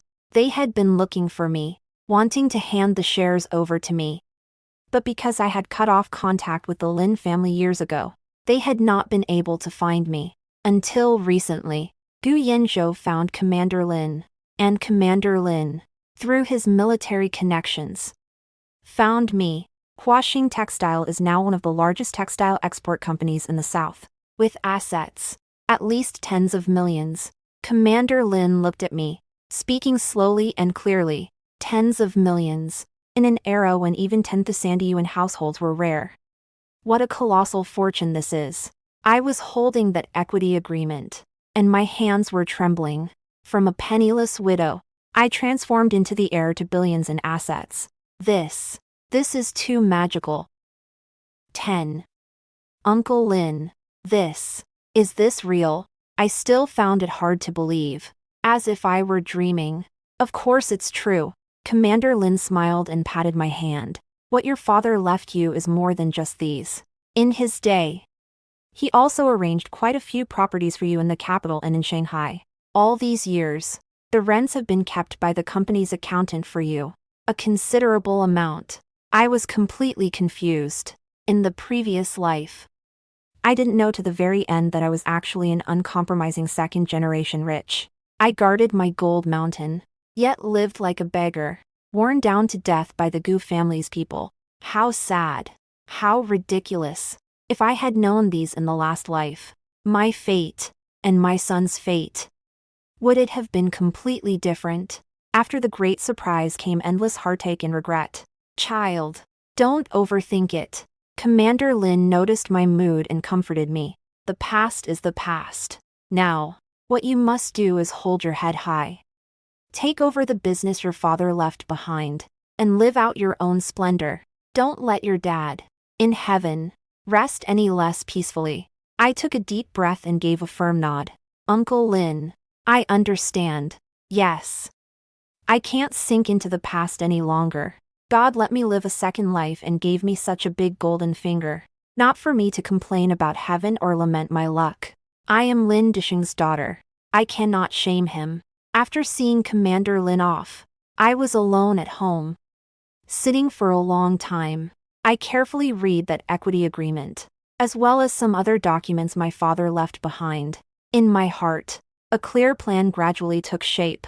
The Wanji children's clothing that I am running now is doing well, but it is ultimately a small-time business. The washing textile left by my father is a mature large enterprise, with a complete production line and sales channels. If I could combine the two, I could completely create my own clothing brand. Using washing textiles production capacity and my advanced design, create a clothing empire covering all ages from children's wear to adults wear. This idea makes me tremble with excitement. This is the ambition worthy of my second life. The next day, I temporarily left the shop affairs to the clerk and bought a train ticket to the south myself, the headquarters of Washing Textile, in Guangzhou. I want to go there myself to take over everything that belongs to me. Before leaving, I temporarily entrusted Nian Nian to Commander Lin's family. Uncle Lin and Auntie were delighted beyond measure upon seeing the finely carved and delicate Nian Nian, patting their chests to assure me, I feel at ease too. The Lin family is the safest place in the world. Besides me, sitting on the southbound train, watching the scenery recede rapidly outside the window, my mood lifts with it. A completely new world is unfolding before me. Gu Yanzhou, by Weiwei. The Gu family. The people and things that once caused me immense pain have, at this moment, become so small and utterly insignificant. When I stand in Guangzhou and see the majestic office building of Washing Textile, I am still shocked. My father's business empire is larger than I had imagined. The other shareholders of the company are all my father's old comrades from back then, a group of earnest yet shrewd military entrepreneurs. They were all very excited and enthusiastic when they saw me. So you muse. T.B. Lao Lin's daughter. Right. You look a lot like your dad. Girl, you finally made it. We've been waiting for you. With their help, I quickly familiarized myself with the company's operations and smoothly took over my father's shares, becoming the largest shareholder of Washing Textile. I didn't rush to implement sweeping reforms. Instead, I spent a month immersing myself in every department of the company, from the production workshop to the sales department.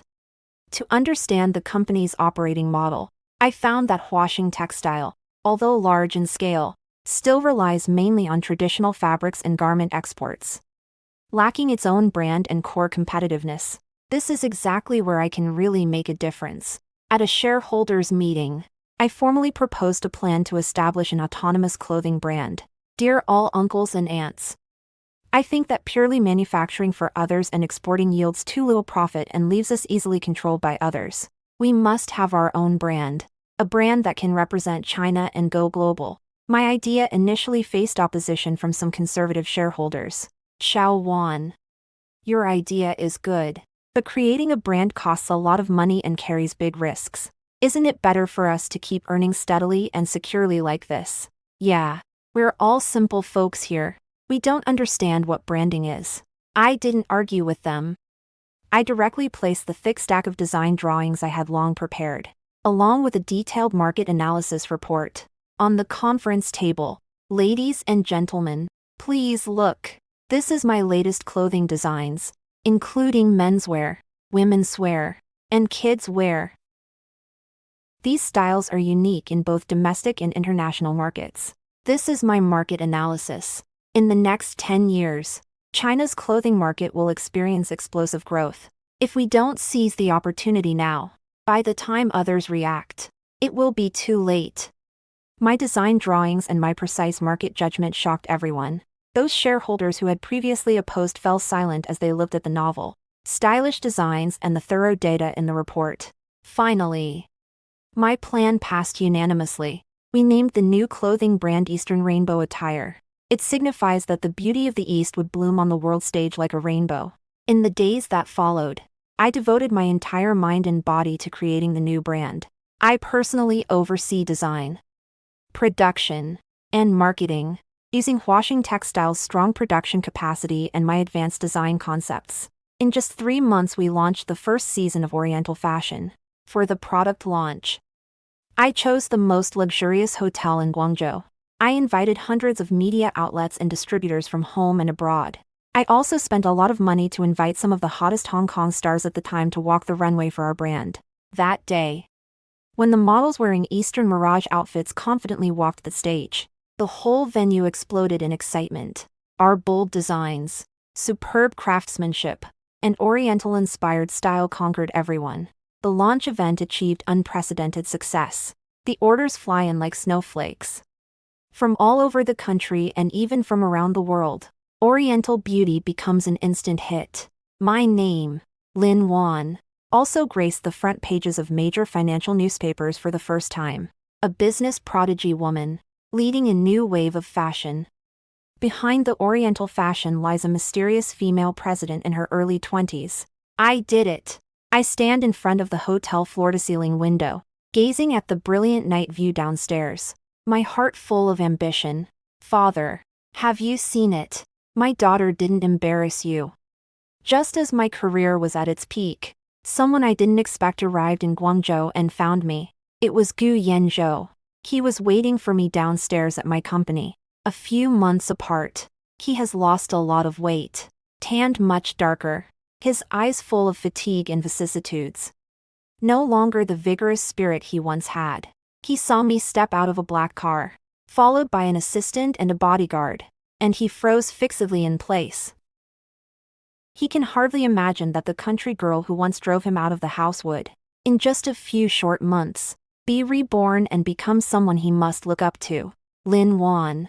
He called my name, his voice hoarse.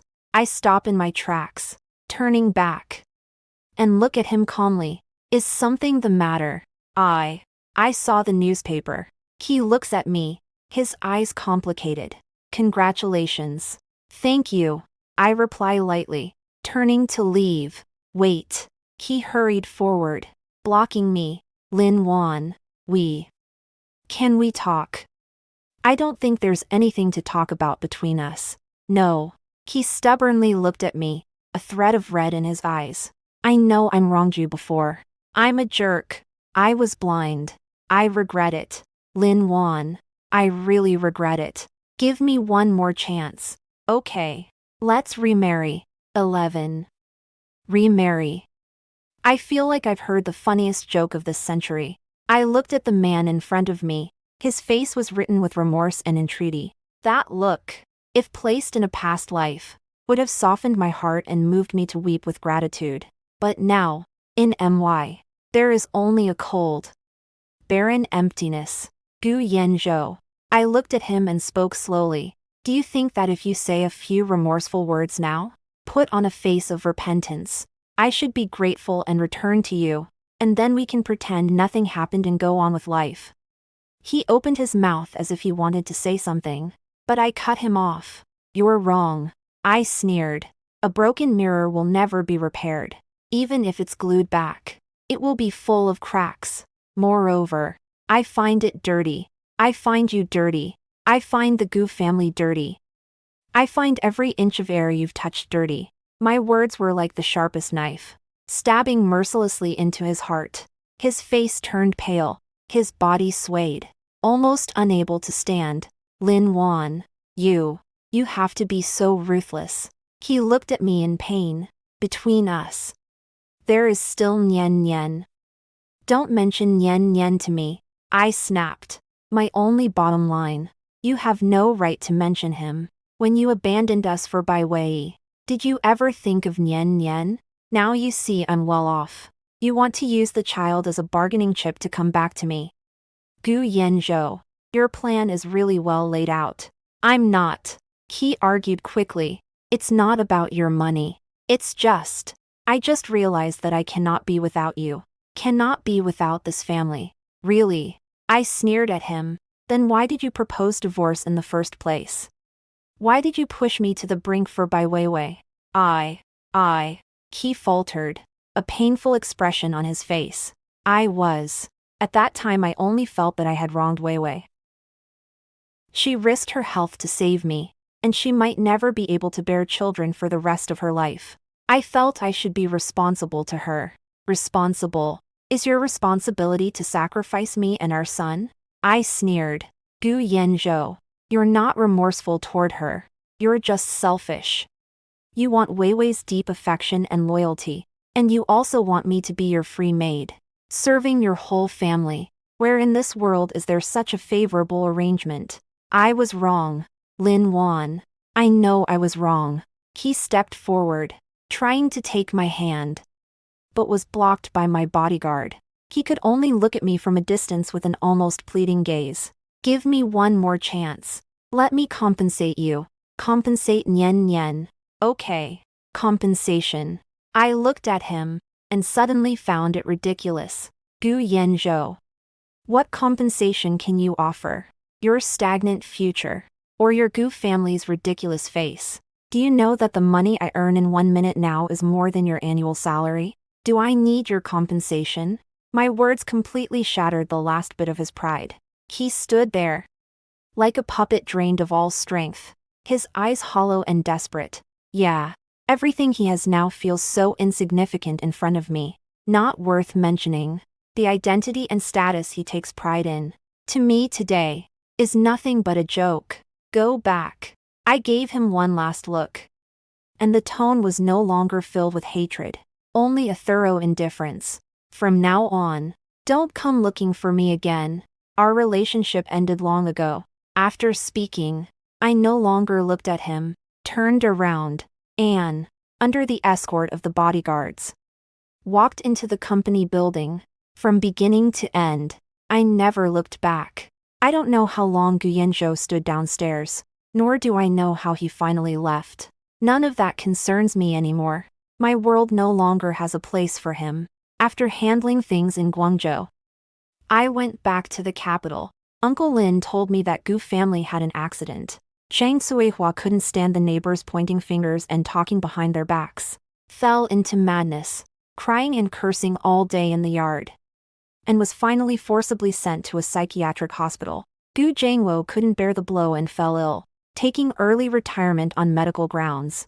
Gu Yanzhou was transferred from his original important position due to family reasons and repeated work failures. Sent to a remote logistics department, with his prospects completely ruined, and that by Yue, after Wu Kai's accident, was driven out by the Wu family. She wanted to go back to find Gu Yanzhou, but Gu Yanzhou, disheartened, refused to see her. Later she heard that her reputation was bad and couldn't stay in the city, so she slunk back to the countryside.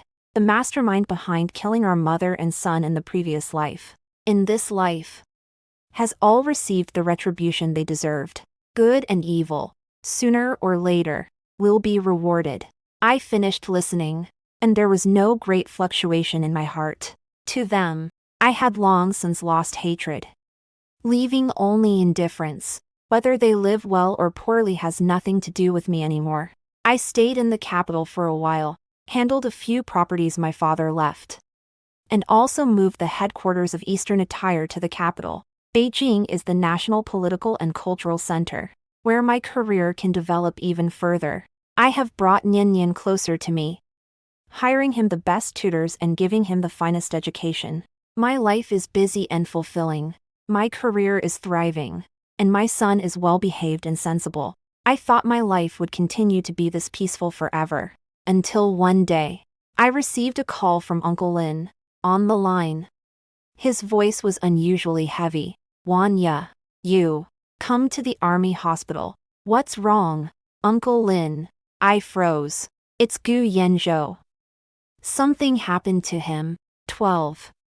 When I arrived at the army hospital, Gu Yanzhou was lying in the ICU, surrounded by tubes. His face pale as paper. Through the glass window, I watched him quietly. This man, once full of vigor, whom I loved and hated, is now like a fragile porcelain doll, quietly lying there with not a hint of life. He was swept into a vortex during a flood relief mission, trying to save a girl who had fallen into the water. Commander Lin stood beside me, his voice heavy with pain. When they pulled him out, the doctor said he injured his head and internal organs. The condition was very bad. Perhaps he may never wake up again. Vegetative state. Those 3 words, like a huge boulder, pressing on my chest. I don't know what mood I'm in right now. There's no imagined elation, nor compassion or sadness. My heart is like a dead pool. Not a ripple of movement at all. He kept calling your name before he fainted. Commander Lin looked at me, wanting to speak but stopping short. Lady Wan, I know he's sorry to you, but a person's death is a great matter. Could you go in and see him? I fell silent for a moment and nodded. I put on a sterile suit and walked into the intensive care unit. The ward was quiet. Only the beeping of the machines. I walked to his bedside and looked at his sleeping face. He has grown very thin. His eye sockets sunken, and his chin covered with blue stubble. In memory, he had always been someone who cared a lot about cleanliness and appearance. What has turned him into the person he is now? Is it remorse? I reached out to touch him, but my fingertips stopped just 1 centimeter from his cheek. In the end, I could no longer touch him intimately, the way I used to. Gu Yanzhou. I spoke softly, my voice so calm that even I found it unfamiliar. Can you hear me? He gave no response at all. You always say you regret it. But do you know what I regret most in the end? What I regret is not loving you, not marrying you, and not enduring those years of being worn down by your Gu family. The thing I regret the most, in my last life, is the night my son had a high fever that wouldn't break. I didn't break down that door, didn't rush him to the hospital with reckless abandon. I was foolish enough to think you would come back to save us. My tears, after all, shamefully fell anyway. That is a scar in my heart that will never heal. If that day I had been braver, more decisive, would my wishes not have died? Gu Yanzhou, what you owe me is not just an apology, not some so-called compensation. What you owe me is my son's life. What can you use to repay this life? After I finished speaking, I wiped away my tears, turned around, and walked out of the ward without the slightest hesitation. Behind me, the ripples on the electrocardiogram suddenly surged violently, and an ear-piercing alarm sounded. Doctors and nurses swarmed in. I did not turn around. None of this has anything to do with me. Gu Yanzhou still hasn't woken up in the end. He became a vegetable and was sent to a nursing home, cared for by dedicated staff. Gu's family is completely collapsed. This matter, like a small stone, stirred a negligible ripple in my quiet life, and soon returned to calm. My career is growing bigger and bigger. Oriental Nisha has become the leading clothing brand in the country, with branches spread across major cities nationwide, and even stepped onto the international stage, earning a place in Paris and Milan. I have become a legendary figure in the business world. When people mention me, they always say that I am a woman who writes ambition and talent on her face. Only I know that what has supported me to this day is not ambition, but the unwilling soul from a fire that burned in a past life. Nyanyan, under my nurturing, has grown into an exceptionally outstanding young boy. He inherited my business sense, and he inherited his father. No, my father's decisiveness and fortitude. He has known since he was young that he has no father. He asked me where his dad went. I told him that his dad was a hero who sacrificed himself when he was very young. I don't want him to know those filthy pasts. I don't want him to grow up in hatred. I hope he can be like an ordinary child. Sunny, cheerful, full of love in his heart. When he was 16, with excellent grades, he was admitted to a renowned business school abroad. I went to see him off at the boarding gate. At the airport, he held me, this boy who was now even taller than me, his eyes red around the edges. Mom, you're home alone. You must take good care of yourself. Don't worry. You rascal. I smiled and patted his back. But you, out there, should learn to be independent and look after yourself. I know. He nodded. Then from his backpack he took out a neatly wrapped box and handed it to me. What is this? Open it and take a look. He smiled mysteriously. I opened the box, and inside lay a qipao with an exquisitely designed appearance. The silk fabric, the handmade embroidery, the style is both classic and fashionable. Is this something you designed? I looked at him in surprise. Yeah. He scratched his head a little awkwardly. I learned secretly. Mom, you've done so much for me. I've always wanted to do something for you. This qipao. I designed it for you. I hope you like it. I looked at the qipao in my hand. And then at the tall, handsome boy in front of me. My eyes warmed. My child, my mind, has really grown up. Like it. Mommy likes it very much. I held him, my voice a bit choked. This is the best gift Mommy has received. After sending Nian off, I drove home alone. There's a very old song playing in the car. Time, once gone, never returns. The past can only be savored in retrospect. I watched the street scenery outside the window rush by, and suddenly felt somewhat dazed. In this second life, I took revenge, built a career, and brought my son up to adulthood. I got everything I wanted. But why does my heart still feel a little empty? Perhaps it's because I've always walked this road alone. Back home, I wore the qipao that Nyang gave me. It fits perfectly. I stand in front of the mirror, looking at the woman in the mirror who is still beautiful, though the corners of her eyes have begun to show fine wrinkles. All these years, I have lived as a formidable woman in the eyes of others. But when midnight comes in dreams, I feel lonely and tired as well. I also long for a shoulder I can lean on. At that moment, the doorbell rang. I walked over and opened the door. Standing at the door was a refined, middle-aged man. He was dressed in a neat suit, holding a bouquet of champagne roses. When he saw me, he paused briefly, then smiled softly. President Lin, you look really beautiful today. He is Chinhua, a business partner of mine, and also someone who has been pursuing me for a long time. 13. Chinhua is the president of China for a large multinational company. 5 years older than me, refined and steady. Widely regarded in the business world as a diamond bachelor. We met at a business banquet. Since then, he began pursuing me. Unlike other men, he didn't shower me with fancy cars and mansions or say sweet words.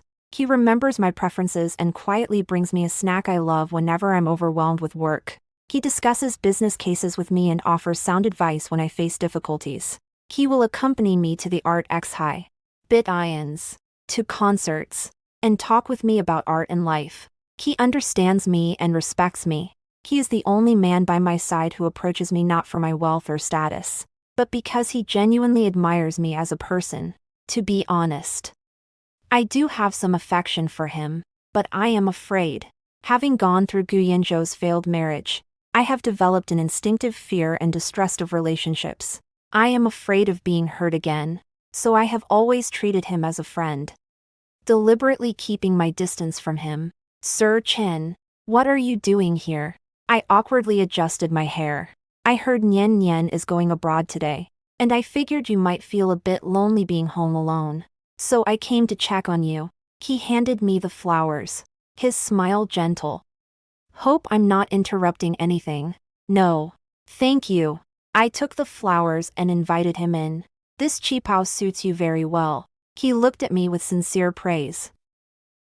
My son gave me this gift. I mentioned Nian, and an involuntary gentle smile appeared on my face. We sat down on the sofa and talked a bit about Nian. The atmosphere was a little subtle. Lin Wan, he suddenly spoke up, looking at me seriously. We've known each other for 3 years. My heart skipped a beat, knowing what he wanted to say. I know, there's a hurdle in your heart that you cannot get past. He looked at me, his eyes filled with pity and understanding. I don't want to push you, but I want to tell you. You can't always live in the past. You should look ahead. Ling Wan, you are a very outstanding woman, and you deserve the best happiness. You have walked alone for too long, too tired. Let me accompany you for the rest of the road. Okay. He stood up, walked to me, and held out his hand. His palms are wide, thick, and warm. His gaze is sincere and firm. I look at him, and my heart beats violently out of control. Can I really believe in love again? Can I truly have happiness? Just as I hesitated, my phone rang. It was an unfamiliar number. I answered the call, and an old, weak voice came through. Is it Lin Wan? This sound. I froze for a moment, then realized. It is Gu Jiangwo. It's me. Is something the matter? My voice instantly grew cold. I know I shouldn't have disturbed you. Gu Jiangwo's voice was filled with abasement and begging. But, Yan Zhou, he's almost done for. The doctor said he might not last until tonight, even when he was unconscious. He kept calling your name.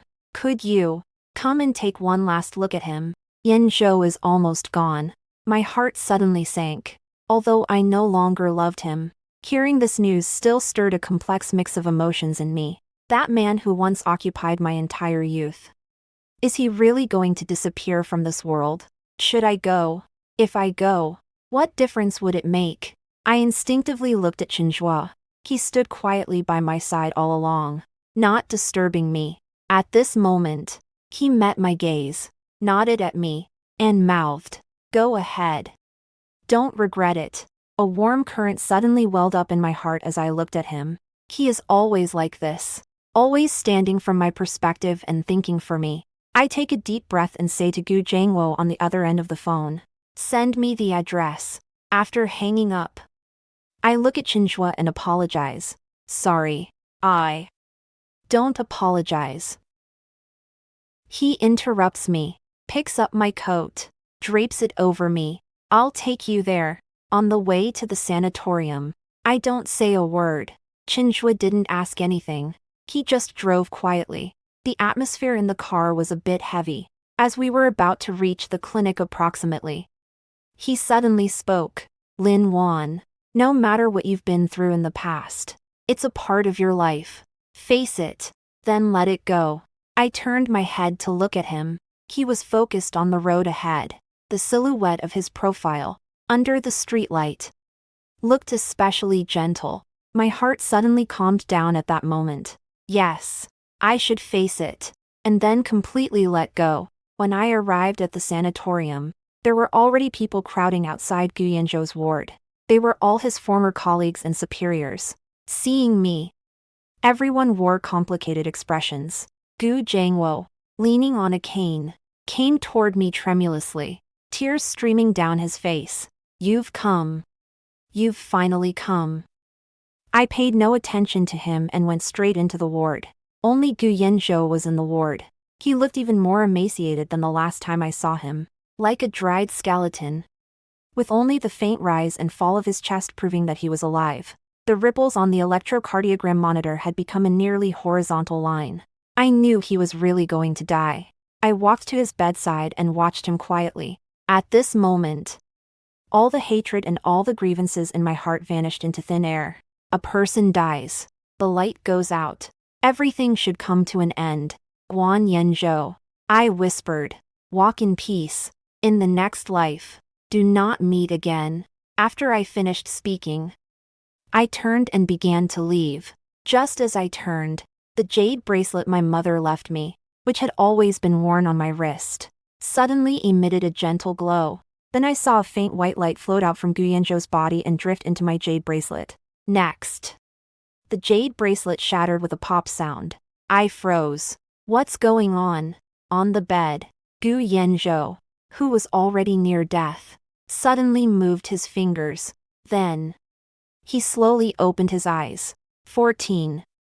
The entire ward fell into sudden silence. Everyone was stunned by the strange scene before them. Even the doctors who rushed over widened their eyes, unable to believe their instruments. He's awake. He's awake. Oh my God. A medical miracle. Gu Yanzhou's eyes slowly turned, as if adapting to the light. His gaze eventually rested on me. What kind of eyes were those? There is no more regret, no more pain, and no more deep affection. It was a pair of eyes, like those of a newborn baby, pure and clear, yet with a hint of confusion and unfamiliarity. He looked at me, his lips moved, and a faint syllable escaped. Who are you? Has he lost his memory? I looked at the shattered jade bracelet on my wrist, and at his unfamiliar gaze. A ridiculous yet bold thought flashed through my mind. That thread of white light just now. Could it be? No. It's impossible. This is so incredible. News of Gu Yanzhou waking up spread quickly through the entire hospital. After a series of examinations, the doctors concluded Gu Yanzhou's body is healing at an incredible speed. However, due to the severe head injury, he has lost all his memories. He had become a newborn with an adult body, but his mind and memory were like a blank page. Gu Jiangwo held him, tears streaming down his face, repeatedly calling Yanzhou, but he only stared blankly, with no reaction. Everyone had left, and only I remained in the hospital ward, with Gu Yanzhou lying on the bed. He looked at me, his eyes carrying a touch of curiosity and dependence. Are you not leaving? He asked softly, his voice sounding a bit hoarse from not speaking for a long time. I looked at him, my heart a mix of sensations. How should I deal with him? Leave him to Gu Jiangwo? No. Gu Jiangwo himself is in the twilight of his life. How could he possibly take good care of a child whose mind isn't all there? Send him back to the sanatorium. He is no longer a vegetable now. The sanatorium won't take him back. Take him back to my own home. The thought came to me, and I was scared by myself. Have I gone crazy? Bring my forgetful ex-husband home. But when I looked into his pure, innocent eyes, I actually couldn't bring myself to be cruel. In the last life, I owed him a life. In this life, he owes my son a life. Now, he has become like this. Can this be considered that fate? The heavens has drawn a strange cycle of karma between us.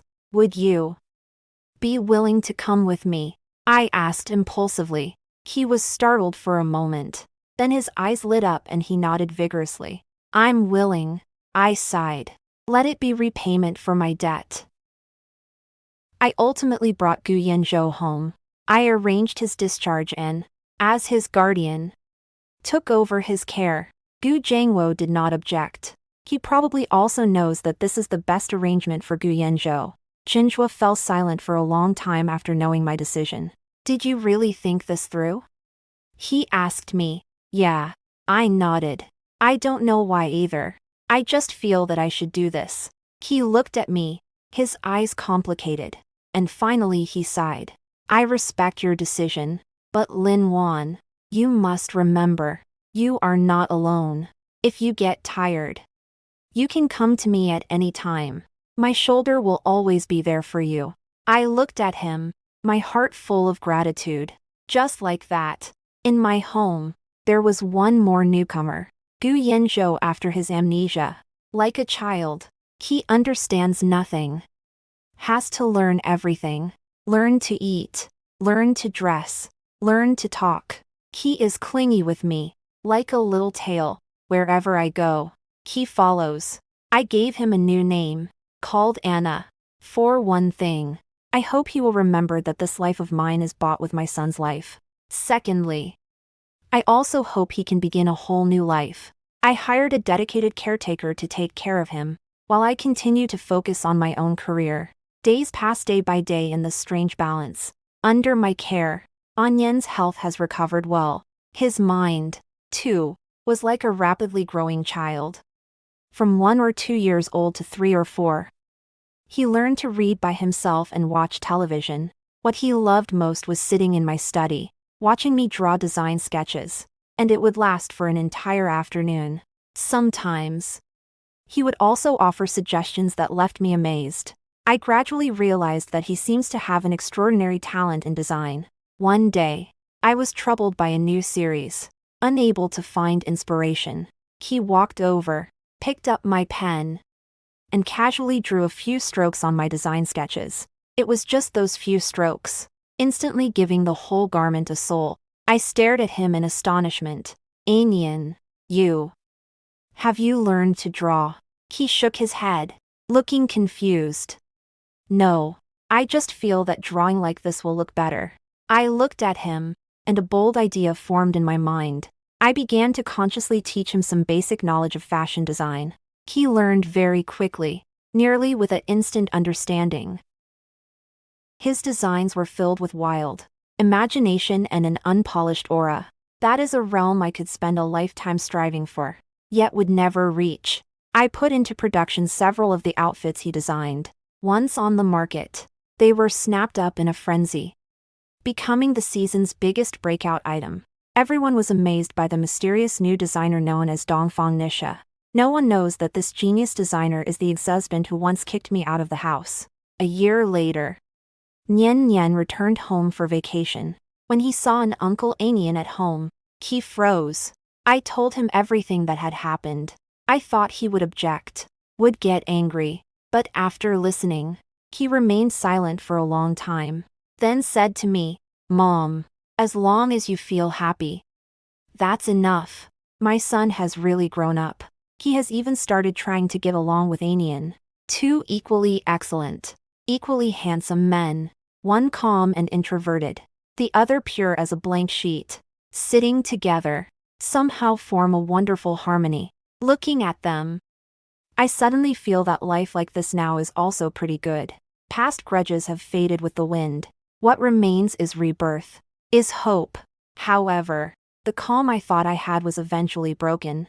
That day, I took Anian along to attend a fashion banquet. At the banquet, we ran into someone I least wanted to see. Bai Weiwei, 15.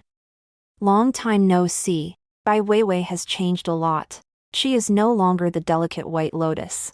Instead, she is heavily made up, dressed in brand-name clothes, and supporting a very fat man, looking like a pampered wealthy wife. When she saw me, she was first momentarily stunned. Then her eyes widened the moment she noticed Anyan by my side. Gu Yanzhou, she exclaimed, her voice filled with disbelief.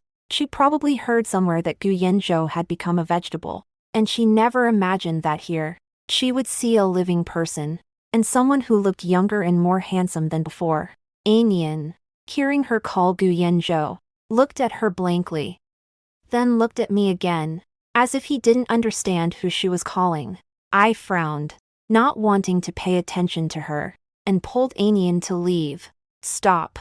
Bai Weiwei, however, stubbornly blocked us. She fixed her gaze on Anian with eyes full of greed and calculation. Gu Yanzhou. Is it really you? You're not dead. You've become so handsome again. As she spoke, she reached out to touch Anian's face.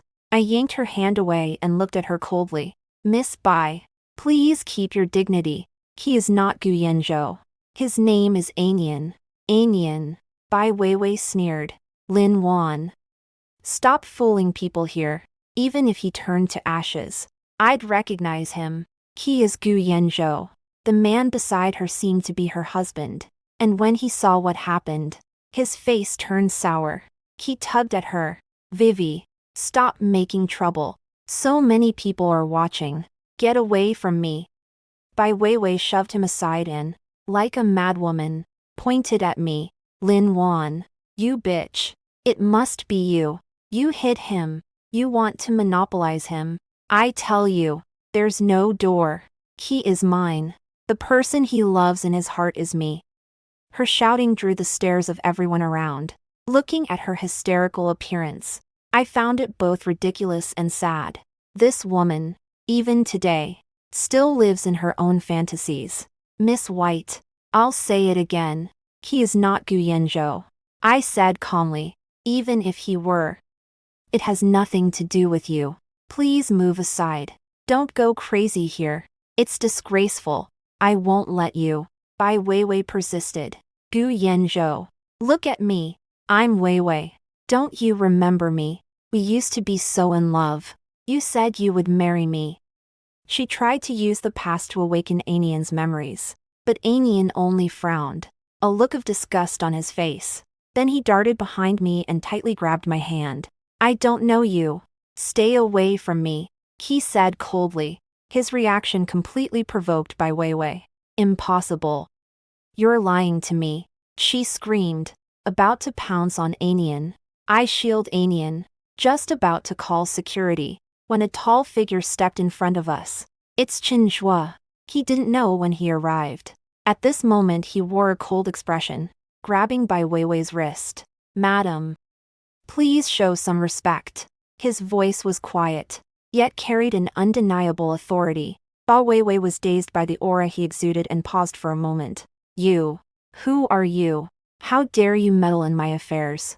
I'm her man, Chinjua said, and with his other hand naturally wrapped around my shoulders, pulling me into his embrace. I don't care what grudges you have with her in the past, but now, she is mine. Anyone who bullies her will have to deal with me, Chinjua. His words were powerful and authoritative. The whole hall was in an uproar. Everyone looked at us with astonished eyes. I was stunned as well, looking up at him, and a complex emotion welled up in my heart. Bai Weiwei was also silenced by his status. Chinjua's position in the business world is not something her clingy husband could compare to. Her face alternated between red and white, and in the end she, unwilling, was pulled away by her husband. The farce finally came to an end. Chinjualan wrapped his arm around me, giving a slight nod to the people around, then led me and Anian away from the banquet hall. The night wind outside was a bit chilly. Chinjualan took off his suit jacket and draped it over me. It's over, he said softly. I look at him, and my heart is a mixture of emotions. Over the years, he has quietly stood by my side, without asking for anything in return, and I, because of the shadow of the past, have pushed him away again and again. Today, when he, in front of everyone, declares that I am his woman, the ice-cold heart that has been frozen for so long finally shows a crack. Chinzua. I looked at him and whispered, were you serious about what you just said? He looked at me with unwavering determination. Every word I say is serious. Lin Wan, I love you. From the first moment I saw you, I fell in love. I have waited for you for 3 years. And I can wait longer. 10 years. 20 years. A lifetime. As long as in the end, the person standing by your side is me. My tears could no longer be contained and flowed down. Yes. Why should I stubbornly live in the past anymore? Why can't I give myself one? And give him one too? A chance to embrace happiness. I tiptoed and he froze for a moment. Then, with even greater strength, responded to me. This is a kiss that has been late for too long. I don't know what my future will be like. I don't know what kind of ending my relationship with Chinjua and Anian will lead to. But at this moment, I just want to hold tightly onto the happiness in front of me. That's enough.